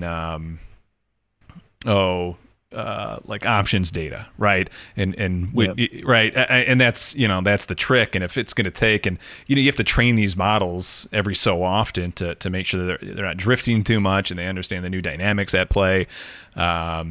Especially if there's any major change in various policies and whatnot. So, already in deep MMT2, the thing I'm running into, I was running it, and I'm like, why the hell is this taking, 5 times as long to run as deep MMT1? And I completely forgot it's a daily model. So I mean, that's, I'm multiplying everything by at least 5. And then on top of that, you get just, more parameters and whatnot in the model itself. So, I mean, it just takes time. And, if it ends up taking an entire 24 hours to run, that's just not worth it. If let's just say it turns out that CDS spreads explains 0.01% of the final outcome, then you got to start removing stuff like that if it's going to take 24 hours to run this thing. So that's the process. To go back to the question that Vicus had up here, could it help gauge second derivative parts of the economy, like commodity, supply chain, inflation, etc.? Yeah, that's definitely something I want to focus on. Again, eventually, what I'm realizing right now from some of the things that I'm learning as I'm building deep MMT2. So deep MMT2 is going to be what's called an ensemble data, or an ensemble model that's going to use multiple models that have their own kind of exotic structure, and then tie them all into one, where each model will have a unique structure in the way that it looks at its own data. So one of the things I've figured out, and so one of the things you have to do is you have to mask some data as it learns, right? Because some data only started coming out in 2004, right? Or 2014, right? I need this data in there, but there's also a lot that the model can learn from looking back at what happened in the 80s or 90s, right? Like I need it to know that as well, because if it doesn't understand what happened before the dot-com bubble, or it doesn't understand what happened before the great financial crisis, and I started at 2014, it's going to be missing some really important pieces in history. And so as I'm learning this, I'm like, God, this masking idea would have been really good for deep MMT1. So what I want to do before deep MMT1, I will create a version of it that I eventually just put on my GitHub, right? There would be a version of it that I put on my GitHub. This is the core. From there, what I will, hopefully people will be willing to do, and especially if I'll have Bijou help me kind of, put it in like paper form so people could see, the gist behind it. But hopefully we can get some academics to then take that and point it at inflation and point it at, everything else that you're talking about, more kind of truly ecocentric economic, real economic stuff that matters to Main Street, and point it at that stuff and tweak it as they see fit to see if they can get predictions that way. But yeah, it's kind of the point eventually with Deep MMT1. Ty's sitting at the point too right now that you've hit at many times, Bijou. If you see that in chat. And I agree with Ty about that. Well, it's one way I think about things. You try to ask a model to do too much, and you can almost just intuitively see that asking a model to do too much is not a recipe for sort of like either overfitting or just completely not having it be much use at all. It's all good, Ben. Would you allow Fed license your proprietary models? Well, yeah, if the Fed wants to use my models, absolutely. Federal government, at least in science, right? In science research, the U.S. federal government is extremely nice. You can get a lot of the software is publicly available because it's publicly owned and generated. So I used to get a lot of good Monte Carlo nuclear codes and that from Los Alamos and the other labs. You send them a little request, it might take a week, and they'll send you back a CD. Actual compact disc in the old days. I don't know what they do now, but when I say nuclear codes, I mean Monte Carlo, physics software. Yeah, that's right. None of that other classified stuff. But no, it's it was really useful stuff for research, and anyway. So I would have thought that the Fed would actually release all that stuff. It just should be publicly available. They do, yeah. I mean, again, I think the U.S. has absolutely some of the best data sharing out there. Yeah, if you want like environmental data, at least before Bush the second and others got hold of it, the U.S. EPA, like from its founding in the 70s and 80s. Like that's a major source of really useful data, and it's all just free. Anyone in the world can grab it and download it. U.S. government in that sense is, it's one of there's a lot of things you do badly in the USA, but I keep telling everyone there's a lot of good things you do good as well. And it's like it's not just a cancellation effect. It's just you do really good and you do really bad. The U.S. Yeah. I was reading chat. USA does really good and really bad at the same time. Yeah. I'm saying it just doesn't cancel each other out. You can focus on the good, or you can focus on the bad, and maybe more often people should focus on the good things that the USA do, and they've still got some of the best universities in the world, even though you have to pay an arm and a leg to get into them, which we all know is not necessary. They don't have to be user pays. But anyway, I know there's erosion of all that good stuff that you used to have and all that, but it can come back online. It can all be done. We can have more public services, better public education, as long as the resources are there. So a lot of the data that the U.S. federal government gives out for free is available for anyone in the world. It's fantastic stuff. I agree. I think we need two things. One, we need for the U.S. to get back to where it used to be. We need to just reestablish our infrastructure. And this is a joke, by the way. We just need to start winning our wars again, right? When we invade a country, we need to just take it over. Yeah, just grab that stuff. Yeah. I mean, why else are you there, man? That's been the biggest problem. Is we just keep losing, but we need to start. Keep losing. We need to start winning. We used to be so good at colonizing, but now defeat the opposition soldiers first, then you take all their stuff. Yeah. You know, you don't just walk. That was. God, we're losing viewers. I think I pissed some people off there. But I tried to preface that with joking. I know. I tried to preface that with a joke. When you invade a country, you don't try and establish democracy. You just rule them with an iron fist. That's just an iron fist. I'm kidding, by the way. I'm kidding. We should just get out of the business of invading other countries altogether. How about some sort of radical idea, like, you know, don't even invade them. Treat them like brothers and sisters and trade with them. Yeah. Sound like a radical plan? Yeah. pay them a fair price for their stuff. Oh, huh. This is not the American way. They might actually work better. Might be better than bombing the shit out of their country's capacity to produce. Just a thought. God, now that you put it that way, that makes so much more sense. Oh man! Usually we get off the rails on the third hour, but so many off the rails that I keep missing out because we've got these like cutoffs for your Betty buys time. My bedtime. Yeah. Oh yeah. Can I mention one thing though? Absolutely. If you're done with the story. Yeah. Let's. I don't know about this. Well, let me switch over. Let me switch over to your screen. Yeah, everyone. I'm not pushing. I'm not going to push anything on anyone. It's just that I came across this thing and I thought I could share it on the live stream.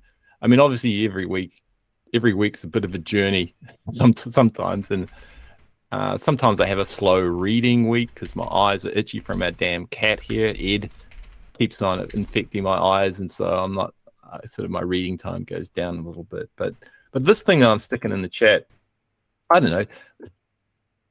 Have a look at it. Maybe next week you can tell me it was all just nonsense. But it's interesting. It was just an interesting thing. I got it from. Okay, I got this from a guy who's in the Steve Keen Rebel Economy School, SKOOL, and that group. There's not a great lot of chatter there, but they share some interesting things, and so I pick up. I like picking up news these days from just people I'm friendly with. I find that that's my entire media diet now. Anyway, this thing comes up and it's fascinating, Douglas. It's this sort of indie documentary crew go out and they're like, we don't want to do another documentary about how the planet and the ecosystem and the biosphere is going to hell. We want to do something focused on solutions. And so they find a couple of really interesting human stories. I think three of them. And they weave them together. They get these people together, and I think the documentary covers quite a time span because it goes up and down and like hopes, and then it has some tragedy, and it's got emotions, and it's got everything. It's a really well put together documentary, and it was almost too glitzy, almost too polished and professional to be for my taste. It's like, oh, this is overproduced. It's like. But, and I don't know, you should give it a look. And also it's got a little bit of promotion, sort of selling merch at the end. But, they really are. They're not like $1 million funded anything. And they didn't get their series on Netflix. This is the film, right? This is the film, yeah. Okay. Green power. It's about this green powerhouse and these other people. And it's a really lovely story. It's really sort of low impact stuff because it's just people with these little pilot ideas.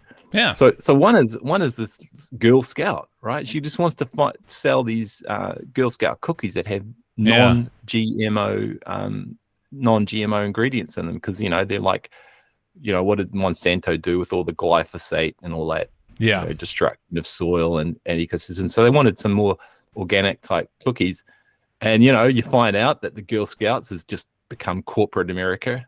Total assholes, and And there's another one. The other story is this guy who's just doing this urban garden somewhere in Orange County, California, and he's got this little sort of modest acreage garden where he's doing vertical plants and organic compost, and he's getting amazing yields.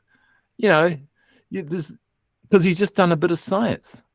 It's just done a bit of science, and it's like, organic farming doesn't have to be these shriveled little apples and strawberries. They're just beautiful tasting, delicious fruit. Amazing. He used the milk of the lettuce. He says, if you can get to the farmer's market with your lettuce, it's got this milky stuff in it that's delicious. You never get, because it's kind of all dead by the time it gets to the supermarkets, right? And so he's just piloting the scheme, and he has an up and down with the city council. They, do stuff to him. And then the other one is this even more fascinating, this thing called the Green Powerhouse. And there's this genius guy, Michael Smith, who's he's done all sorts of things, music, and then got into physics and mathematics, and then into computer games. And then it's like, oh, you'll hate this, Douglas. He's like doing these computer games in the early days for Electronic Arts or whoever, designing characters, and he's really good at the CGI, whatever, character development, that sort of thing. So games programmer, and then he's just thinking to himself, "This is a complete waste of my life." Well, if he's working for EA, I mean, that's I don't. I knew you'd say that. I don't disagree with that. Yeah. Whoever is working for it, he's like, "Oh, this is not helping humanity. This is not helping the Earth." And so he just turns into like, "What am I going to do? What am I really going to do as a meaningful contribution?" And of course, he's tapped into things, and he's aware.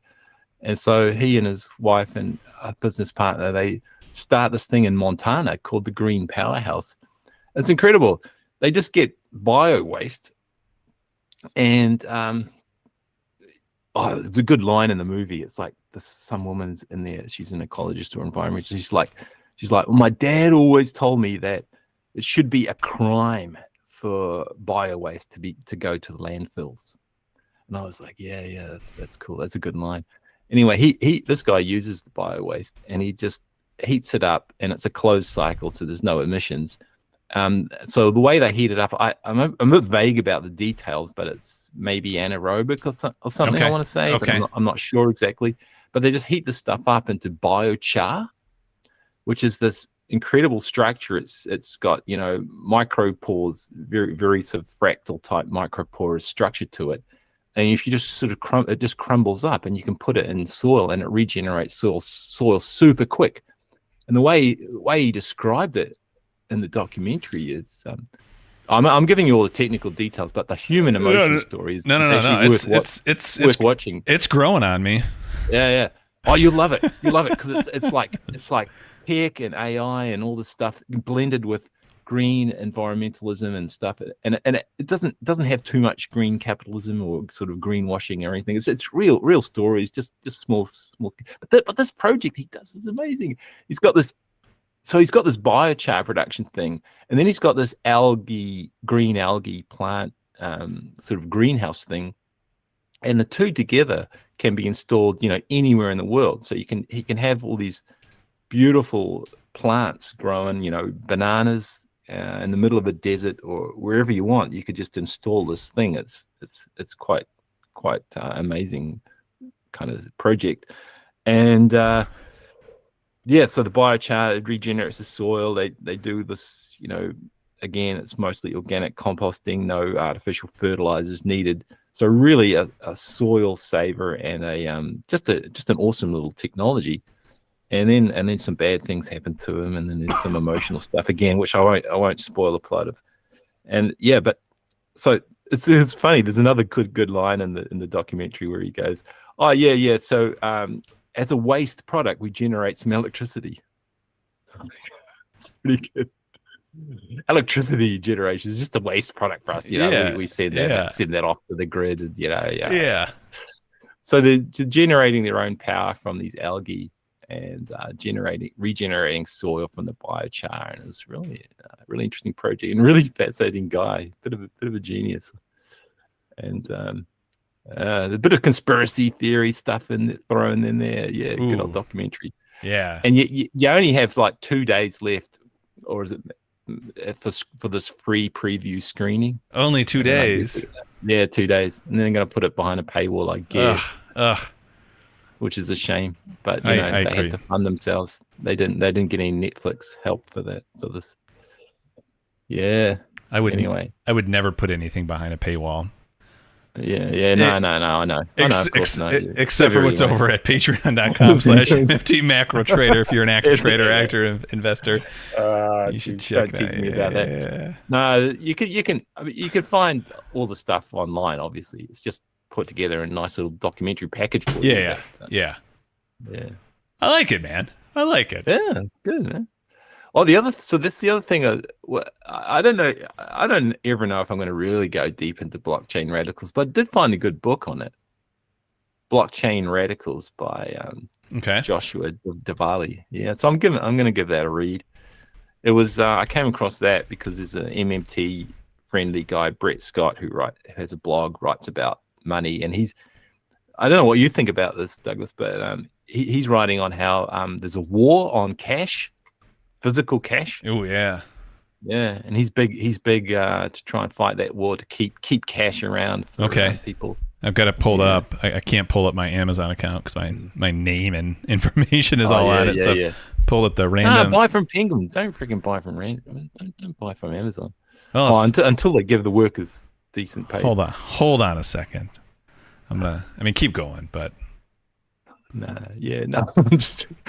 So this is quite interesting. So I'll give it a read because he comes at it from use of the blockchain doesn't have to be, right-wing libertarian grift, and we can use it for other things. But I'm very skeptical. I'm like, it's a techno utopia solution for the political left, and I don't know. I don't think we need it in the end. Just need people to be, good to each other. I'll have to get spirituality. I'll have to do a little more a refresher on Bitcoin, blockchain, all that stuff. I don't know. Amazon has it for like 50 cents cheaper, but you can get it on Kindle for half the price, and Amazon gets it to you tomorrow. I don't know, man. I can give it to you right now if you want. If you want it free. Well, I know. I know I can get the Kindle immediately. Yeah, well, anyone who can't fork out the bucks and wants to read about blockchain from a leftist perspective, just give me a buzz because I can send you my copy. I do. I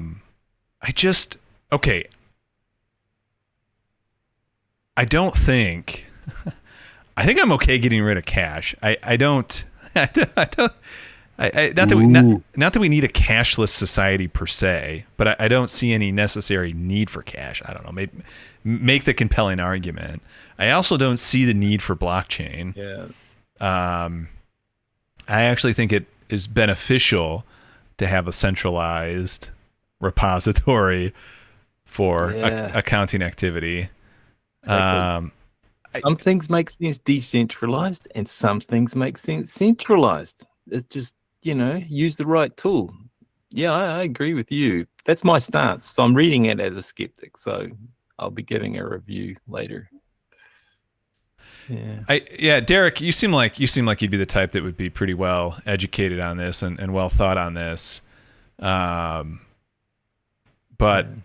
the idea is anonymous payments, I think, are a good thing to have for people to use, especially if you're in a repressive state. Yeah. And you find it hard to move cash around through the actual state-run payment system. If you're in a fascist state. Mm-hmm.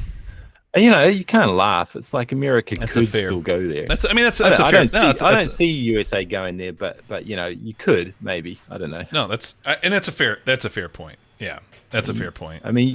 Like I said, with USA, you have a lot of good things, you do a lot of bad things, but you don't have enough fascists to swamp everyone else. So the point would be to have some sort of purely anonymous, yeah. And isn't that Rohan Gray's point? Rohan Gray's, yep. Yeah, but that's still run by the central bank. So So you got to have a good central bank that doesn't have backdoors for these things. And so, so I've always said, and people seem to not either pick up on it or they push back on me. I don't know why, but I mean, I can say one reason why. But there already is something like this. It's run by the GNU Free Software Foundation called GNU Taylor, TALER, and it's just at the moment it's only for online transactions, but you can do an awful lot of good online, and it protects the buyer. So it's anonymous for the buyer, but not for the seller. So you can't like just use GNU Taylor and sell illegal stuff online like in the dark web. So it's actually a wonderful system, I reckon, and I don't know why it's more well and I guess adopted. I think I've seen the arguments that Rowan Gray puts out. That's pretty much like you got the sex worker. That's right. Right, and she or he has every right to do what they're doing, but they live in a world where that's they're a seller, so they're open on there. Okay, so what's the counter from their side that says, so the sex worker might be oppressed, but the drug dealer who we don't want to have access to this anonymous pay channel, why, how do we stop that from happening? How do we stop? Well, my argument is don't use a payment system for justice. That's not the purpose. And I know, I think that's kind of what my initial thought was. Just fix the law.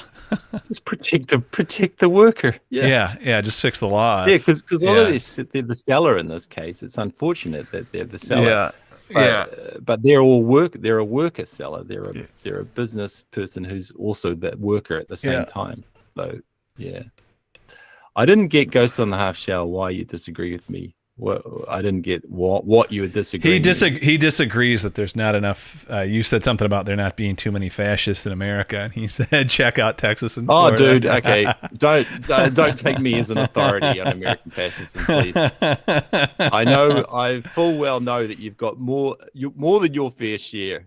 Just by the way, New Zealand is a shithole country. You don't want to come here. Just stay away. Don't send your fascists over here, please. I know you've got more than your fair share, but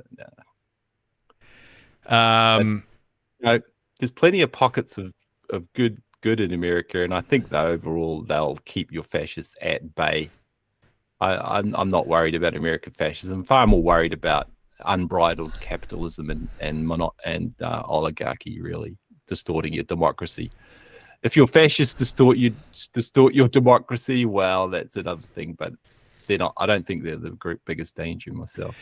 But again, I'm totally ignorant of a lot of that on the ground. I did live in Florida and Louisiana in the South, so I know a little bit about that. Was back. That was years ago now, though. Correct. Yeah. I mean, it was. Oh yeah, it was pre 2008. Okay. Yeah, 2000 to 2007, but things didn't change that much. It was pre-Trump era and all that. It was during the middle of the Afghan and Iraq war and all that. So there's still a lot of turmoil and everything, and through the financial crisis, almost Hurricane Katrina, all that kind of stuff. Yeah, the people that I dealt with, and we were living in a university, sort of postdoc student sort of dormitory area, and it was right next to the run down neighborhoods, and you had a lot of segregation there, self-segregation or whatever you've got. So there was a lot of gunshots next door and all that, but overall, the people I interacted with were wonderful. Yeah, love the people there. So, I don't see a lot of fascism myself in the USA, and they get a lot of press, they get a lot of headlines and all that. But again, just disclaimer is, as I'm a Kiwi, I live in a ostensibly much nicer society down here, even though we're still neoliberal infested. It's a different story. So please don't. No great expert on fascism in the United States. I don't know. It just seems to be more on the rise elsewhere in the world currently. Perhaps. I mean, I would. This is interesting because, again, I've been listening to some Sitch and Adams shows, and they were just talking about these topics, and what percent of the American electorate would say, "Yep, let's give Trump full authority." And I would hazard to guess that would come in higher than 30%. Higher than 30. Yeah, I would. Yeah, that's significant. Yeah. I mean, it wouldn't surprise me if there was a poll that said something to the extent of, "We're going to strip all institutions of any authority. Trump will have supreme authority." Something, something like that. It wouldn't surprise me. Something like that came in pretty high. Are you saying 30% of those who vote, or just 30% across the board? Seems a bit high. Maybe I'm wrong. Yeah, maybe it's 20%. But even so, that is pretty alarming. So I mean, maybe I think there's definitely an appetite for a truly authoritarian figure to come in the U.S. right now, which to me is scary. I mean, one of the points that I've been really just kind of thinking through is how important, we talk about a tax-driven currency. It's. I mean, I think what made the U.S. the hub of the hub of the West, and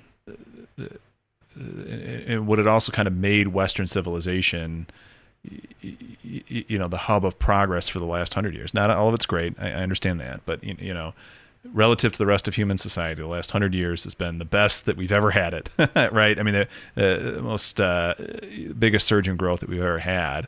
And I really just think it comes down to the rule of law and to the norms that were established. And that's, that's why we were able to do so much. And that's why we were able to have such a powerful financial sector that did a ton of good. I mean, there were a ton of damage done, but a lot of good was created, right? I mean, we're having this live stream right now, I think because of, what we would call kind of the capitalism, the free enterprise of the Western world. And so much that was just predicated upon the norms and the kind of cultural agreement that we all had that said, yeah, our institutions, our bedrock institution is going to be democracy and rule of law. And that allows for our modern monetary system to thrive. And you take that away. Did the fascists? Well, I mean, the fascists don't take it all away, right? Have a good night, Derek.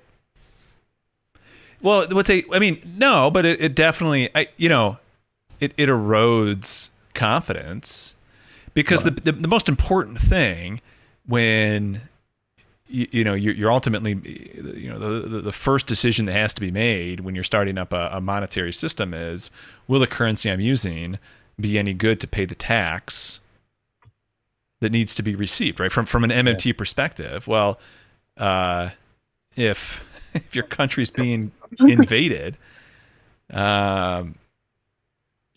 Ultimately, I mean, oppressive regimes are often self-defeating. It's the damage they do on the way to their rise and their fall that is really worrying, right?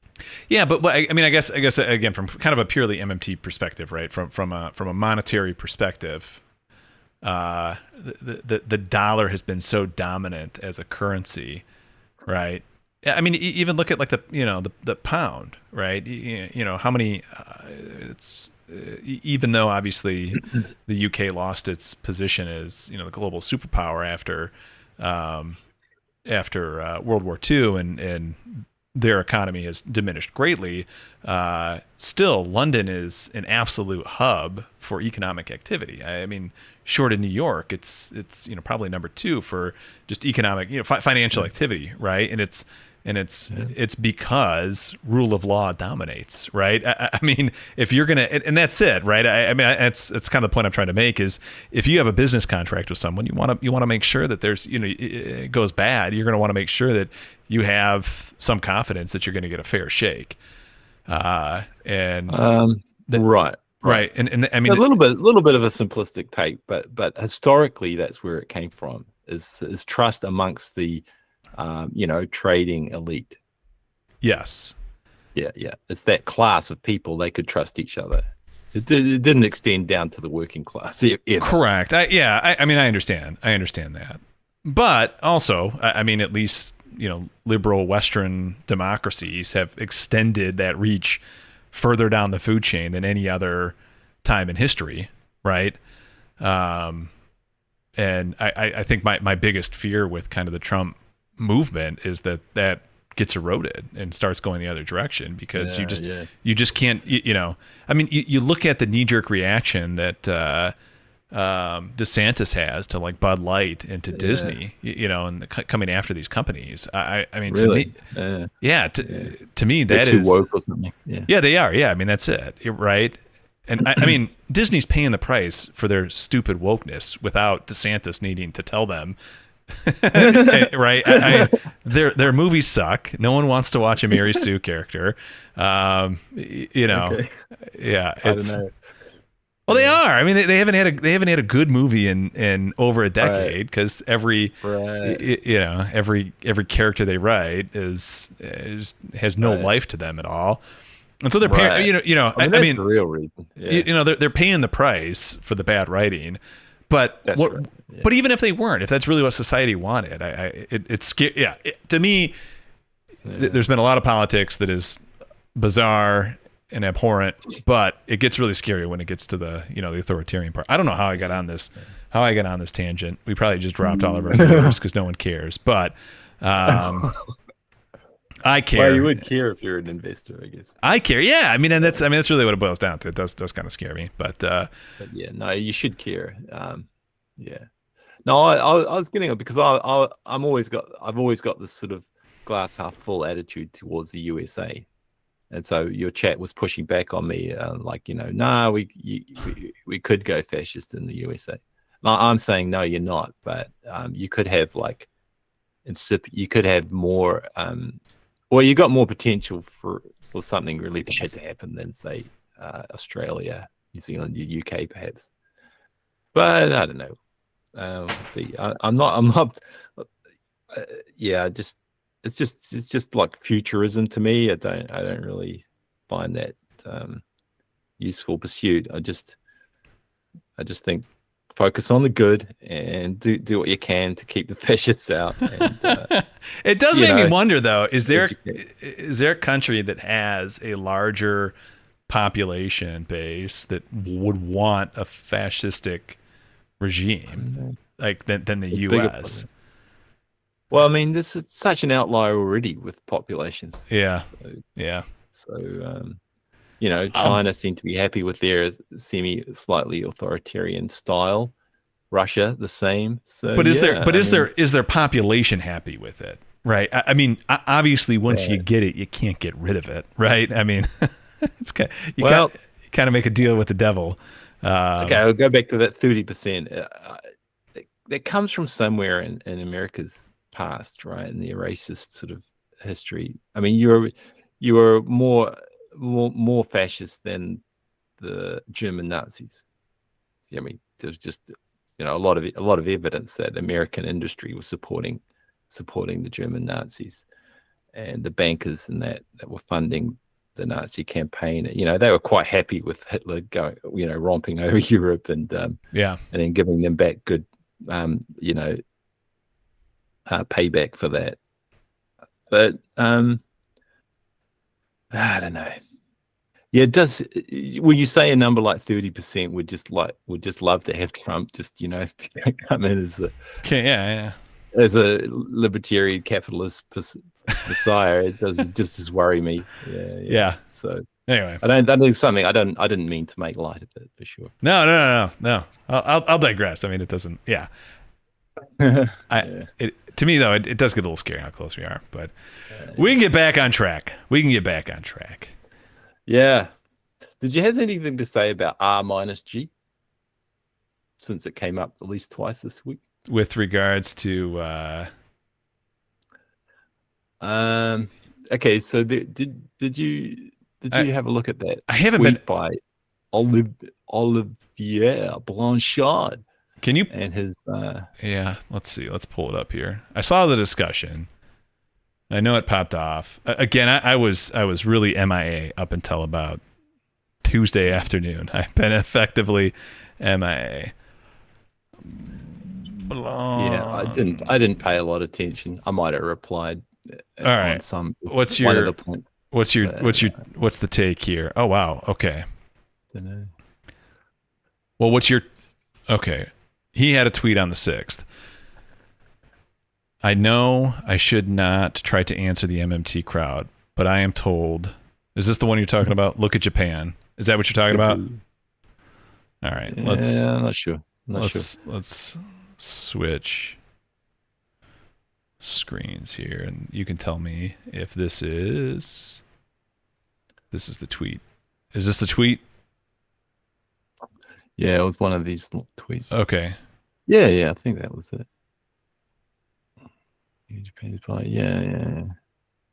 Yeah, something about he didn't understand the bond buying situation in Japan. I don't think he was trying to say that the Japanese central bank buying the bonds is the same as just if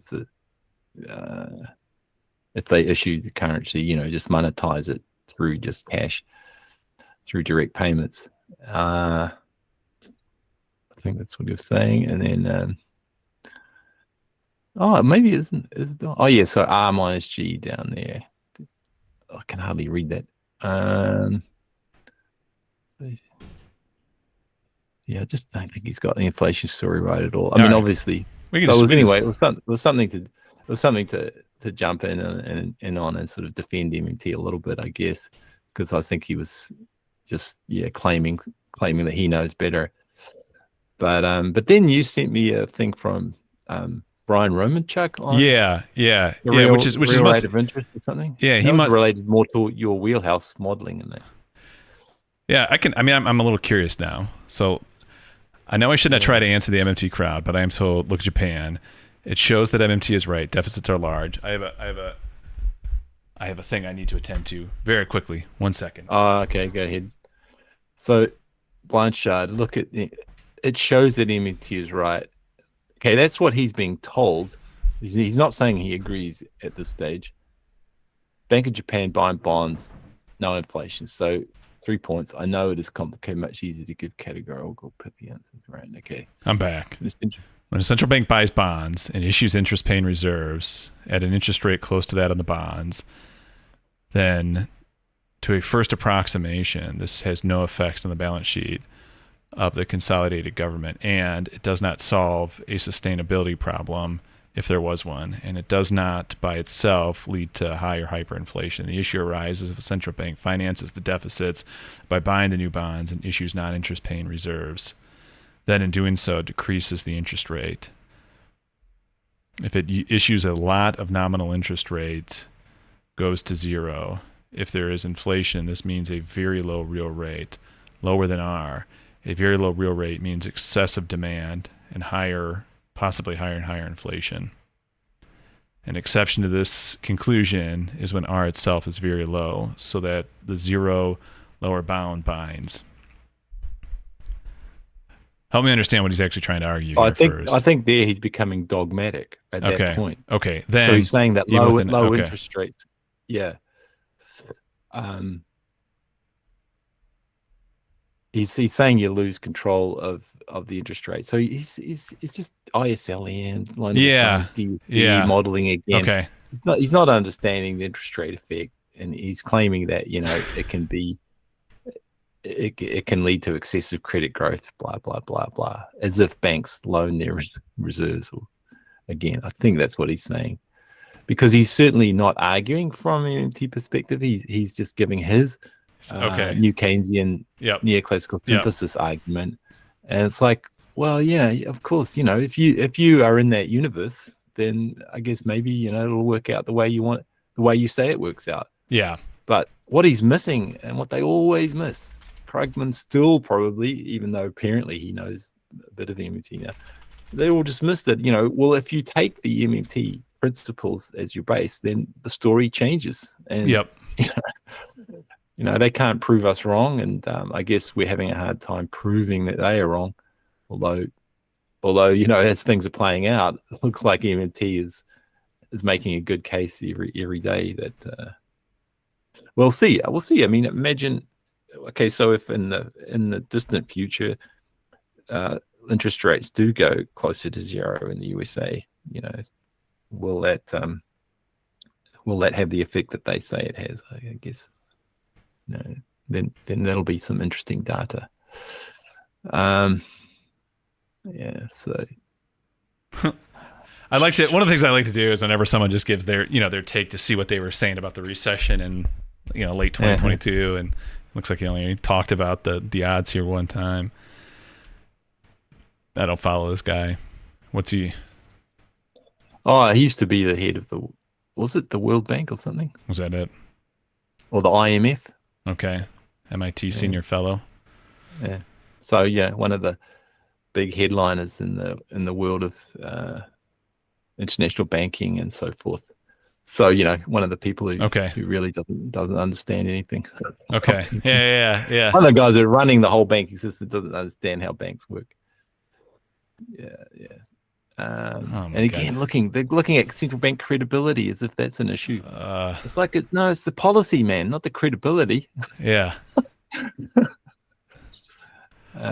What else? Suppose there are lags. Yeah. There are always lags that it takes a year for tighter policy to affect activity. For fuck's sake. It's late enough in the stream. I think I'm allowed to swear. This is, I'm not gonna. Yeah.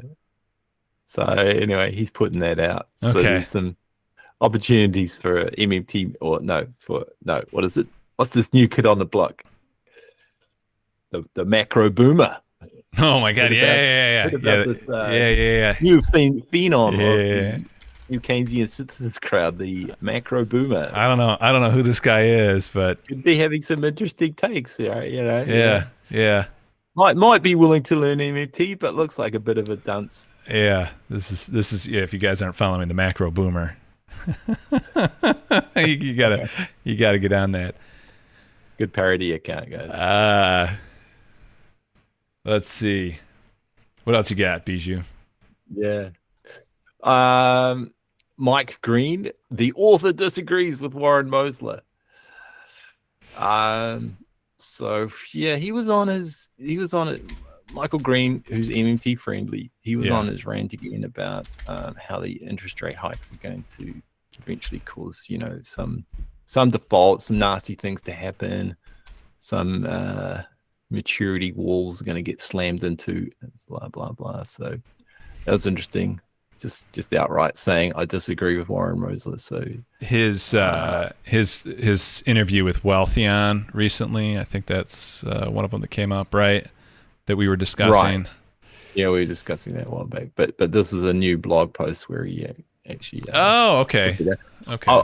I mentioned it because I wondered if anyone subscribes to his thing now. It's behind the paywall. All I get is the first little bit, which is just a teaser. Can you give me something to search for so I can find it?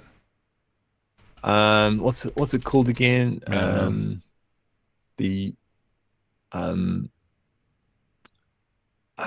Substack, Michael Green. Oh, I found it. Okay. I'm getting the name of it. Yeah. All right. So you're saying he recently Yes, I give a fig. Yeah, that thing. Yes, I give a fig. Oh, okay. Oh, hang on. I don't know. I turn off JavaScript. Was it his article on August 6th? Yeah. All right. Rent too damn, I think maybe number one. Okay. Oh, this is good. Well, I'm glad he's directly engaging with Mosler. Yeah. Yeah, it's one of his things, I think, is to. I'm just turning back on chat here. If Ty Keynes, if Olivier Blanchard is in top 5 for Ty right next to Larry Summers, then he does sound like a good guy. Good job, man. Good job. Thanks for giving me. It's a quick note on profligate government spending. So it's an interesting subtitle: to stimulate or to crowd out. That is the question. And so the author disagrees with Warren Moses' view that rate hikes are stimulative in a highly indebted economy. Highly indebted, what does that mean? Household debt or government debt? Opposite things. So, and so that's the thing. I get these teasers, and I want to know what he actually says. Okay, he does. I mean, this doesn't seem inappropriate to say that higher interest rates create breaking point dynamics where real world corporate and household solvency constraints lead to disruptions. That's right. Okay, it's the household, private sector indebtedness that is the problem, and so the framing is a little bit unkind to Warren, because it's like that's not really Warren's claim. He's claiming, so Mosler and I think you and I and applied MMT would say the rate hikes are stimulative if the government issues a lot of debt. Yeah. And the household debt is a totally different story, which Ty and that were telling us, and lots of people were saying that. Bill Mitchell in Australia, New Zealand economy, everywhere where households are in debt, and they aren't just fixed rates from the past, but are floating rates going forward, and that's a huge problem. That can be a real drag, because that just stops spending from the household sector, and the government, interest income payments might not be enough to make up for that. Yeah, drop off in spending from the household sector, and then you do get breaking points. Is that his argument, though? Okay, so this is reinforced by the opposite effect in the household sector, which holds more cash than it borrows short term, and historically benefits from rising interest rates. While corporate interest payments have plunged, interest income has stagnated for household. Yeah. So he's pointing out that there are these effects for households, and that could be a problem, which I wouldn't disagree with. It's just how he fleshes it out. And, okay. And how big an effect that is, and whether trickle down is enough at the moment to offset that. But yeah, he raises some interesting points. But I think it's a little bit mischaracterizing Warren Moses' point, I think. But anyway, that gets maybe pulls in readers and that. So, all right, I might have to sign up. I'll have a 7-day trial. Maybe I'll just pay him. I'll pay the man his money. We'll give it a go. We'll talk about it next week. I think he's one of the most Mike Green, that is, in terms of like the finance bros. I mean, he's intellectually honest. He's an interesting critic of MMT. Full on MMT. Yeah. Let me. I want to make sure I don't fully dox myself here. Okay. So they want me to pay, and then I get a free trial. Oh, really? Yeah. Okay. I love the. I love the. Give the credit card over. Yeah. $10 a month though. If he spells out his argument in writing, and it's maybe we'll hand over the $10. Yeah, we'll see what he has to. We'll see what he.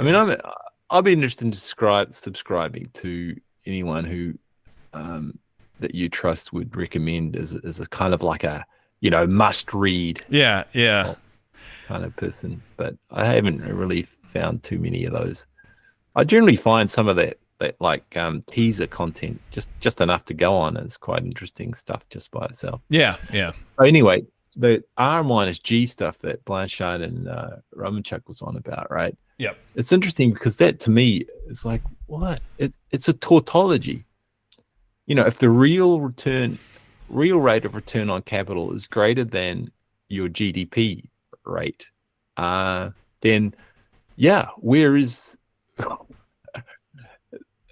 that's a rentier effect. That's directly what Thomas Piketty was saying, right? So that's just your Gilded Age. That's the rich getting richer, but it's not like a gritty macroeconomic thing you can tackle and hold on to. It's not like a policy recommendation or not a policy recommendation. In a sense, it's just a tautology, and if that's the effect that you see, that the real rate of return is greater than rate of growth of GDP, then you should do something about it. It's like it doesn't have to be a natural situation where capital just gets richer and labor just gets crushed. So that was part of my issue with that. That was unrelated to Brian's point, right? Brian's point, I think you agree, was that if your model just keeps changing in order to track whatever thing you're targeting, then your model isn't really telling you anything. You just keep updating it. Yeah. It, right? That was that thing. All right. Yeah. So what I called R minus G type macroeconomics talk is just I just called it Tinker Toy macroeconomics. It's a little bit like, the same criticism that some people might have with sectoral balances. Bob Murphy is just, it was a tautology. So what? And it's kind of, I would agree. You got to look at things underneath that layer. All right. Anyway, I paid my $10. I'm reading through it, and I'm realizing why I don't pay to read stuff.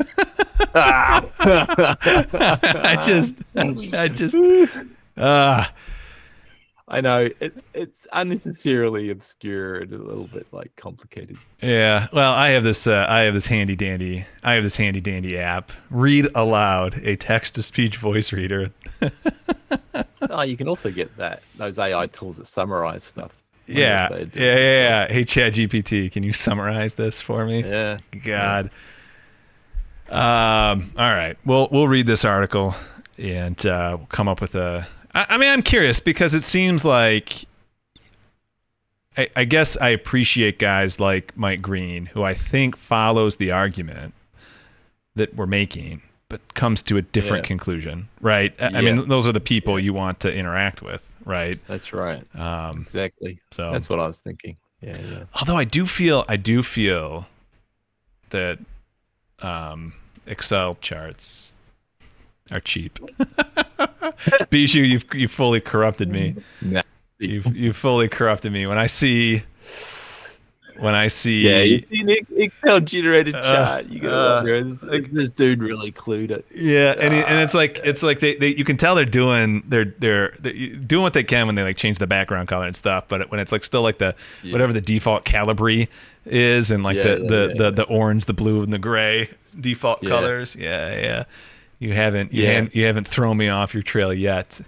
No. And even when you put like dark mode on your web browser and the chart's still glaring white, it's kind of kind of a little bit suspect, right? You've turned we're being coder supremacists here. You've turned me into a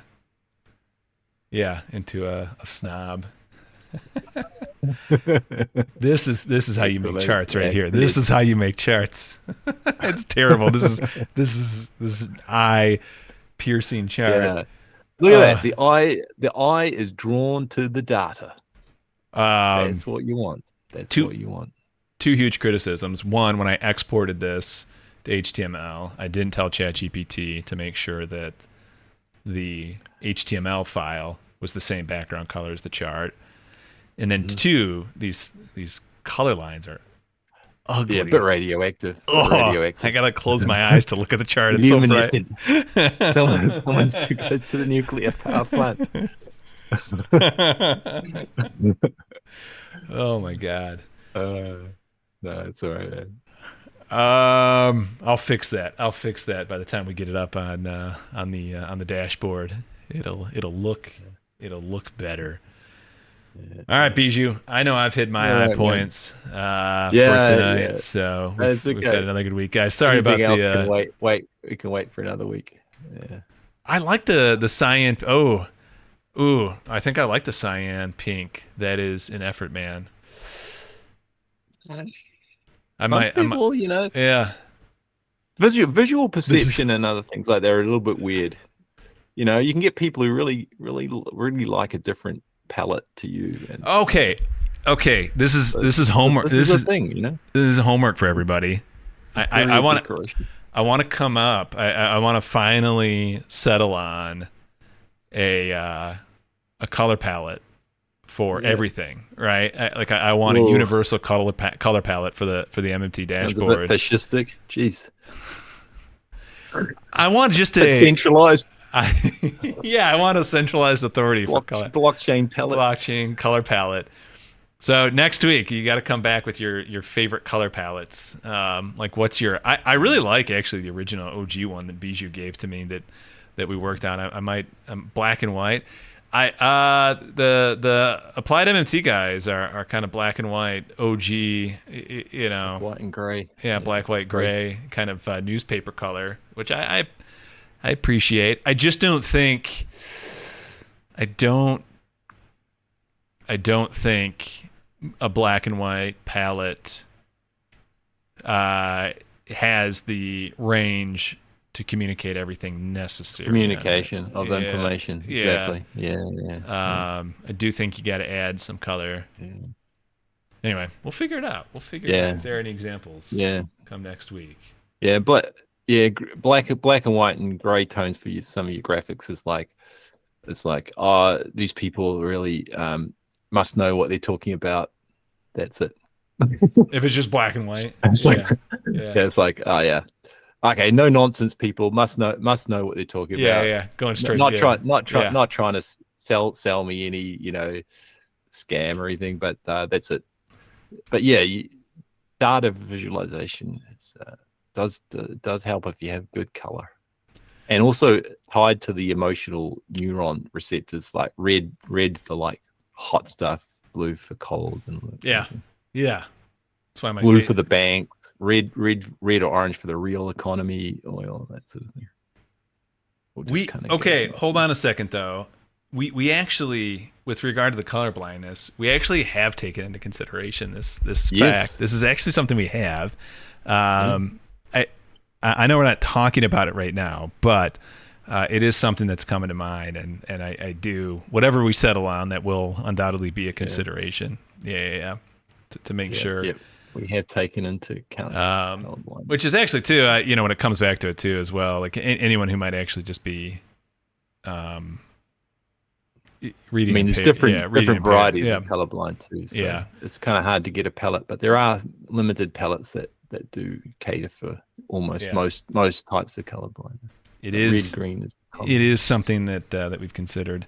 What are standards for like visually impaired blind for data representation? Is there a tool that you can use that can interpret? Well, it has to be to speech. Yeah, but I guess So I guess what I'm saying is, like, the chart that I have up right now, right? Is there a tool that could do to speech in any way? It's tricky because there's a lot of data. There's a lot of data there. It'd have to be what you're hovering over, like maybe.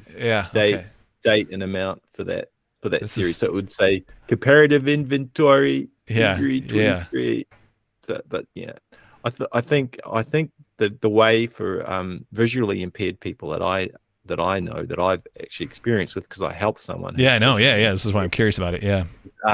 Is you got to talk to them. Okay. Yeah, but so it's like speech, but actually it's much better if it's human to human. Yeah. And if they want to know something, you're on call all the time for them and help them. Yep. Okay. And there is a crowdsourced app called something like Be My Eyes.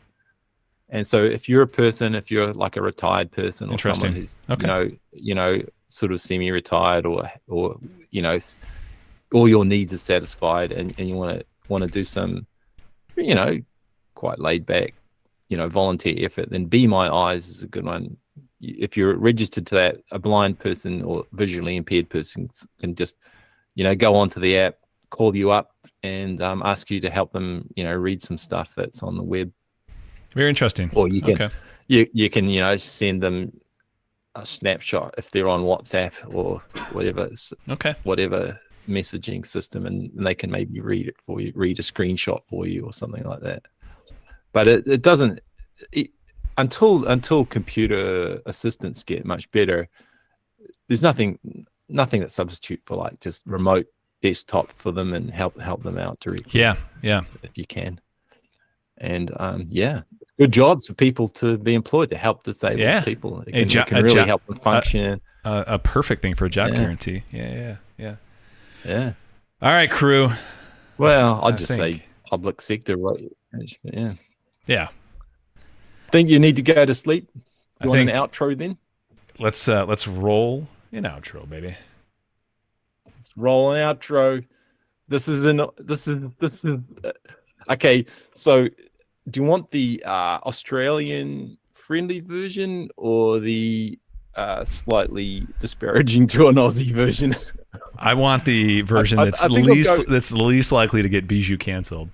At least like which I think I can't. I'll do the. I think it's too late after last week's version, but okay. No, I mean I'll do the disparaging. It's very subtle in the very last line of the last verse, and it's only if you're Bill Mitchell that you're going to get a bit riled. This is called the R-G poem in dishonor of Don Olivier Blanchard, otherwise known as Oi, I've a blank hard on. Goes like this. R-G, who shot the rentier? Pay that man a fee. R-G, Tories are twee. Rishi wants to burn the oil up through the boiling sea. R-G, capital can't be better than a worker who makes you a cup of tea. R-G, gold's not money, see? Drain that liquid from the banks and fill them up with R-G, Bitcoin, it ain't free. Pay that now in cash, boy, or bend your bleeping knee. R-G, boomers blind, can't see. Macro traders in the house, boy. Fin-twits are gonna flee. R-G, give me full employment and a job guarantee. R-G, don't you mess with me, for I'm the mighty Mosler, the god of MMT. For more sparkling. Oh my God, that was great. Slightly disparaging to Aussie's poetry. Tune in next week. Same MMT time, same MMT channel. Bye. We're gonna release that to Spotify, by the way, next week. That was fantastic. We'll put a beat behind it. Have a good night, everybody. We'll see you all next week. Take care.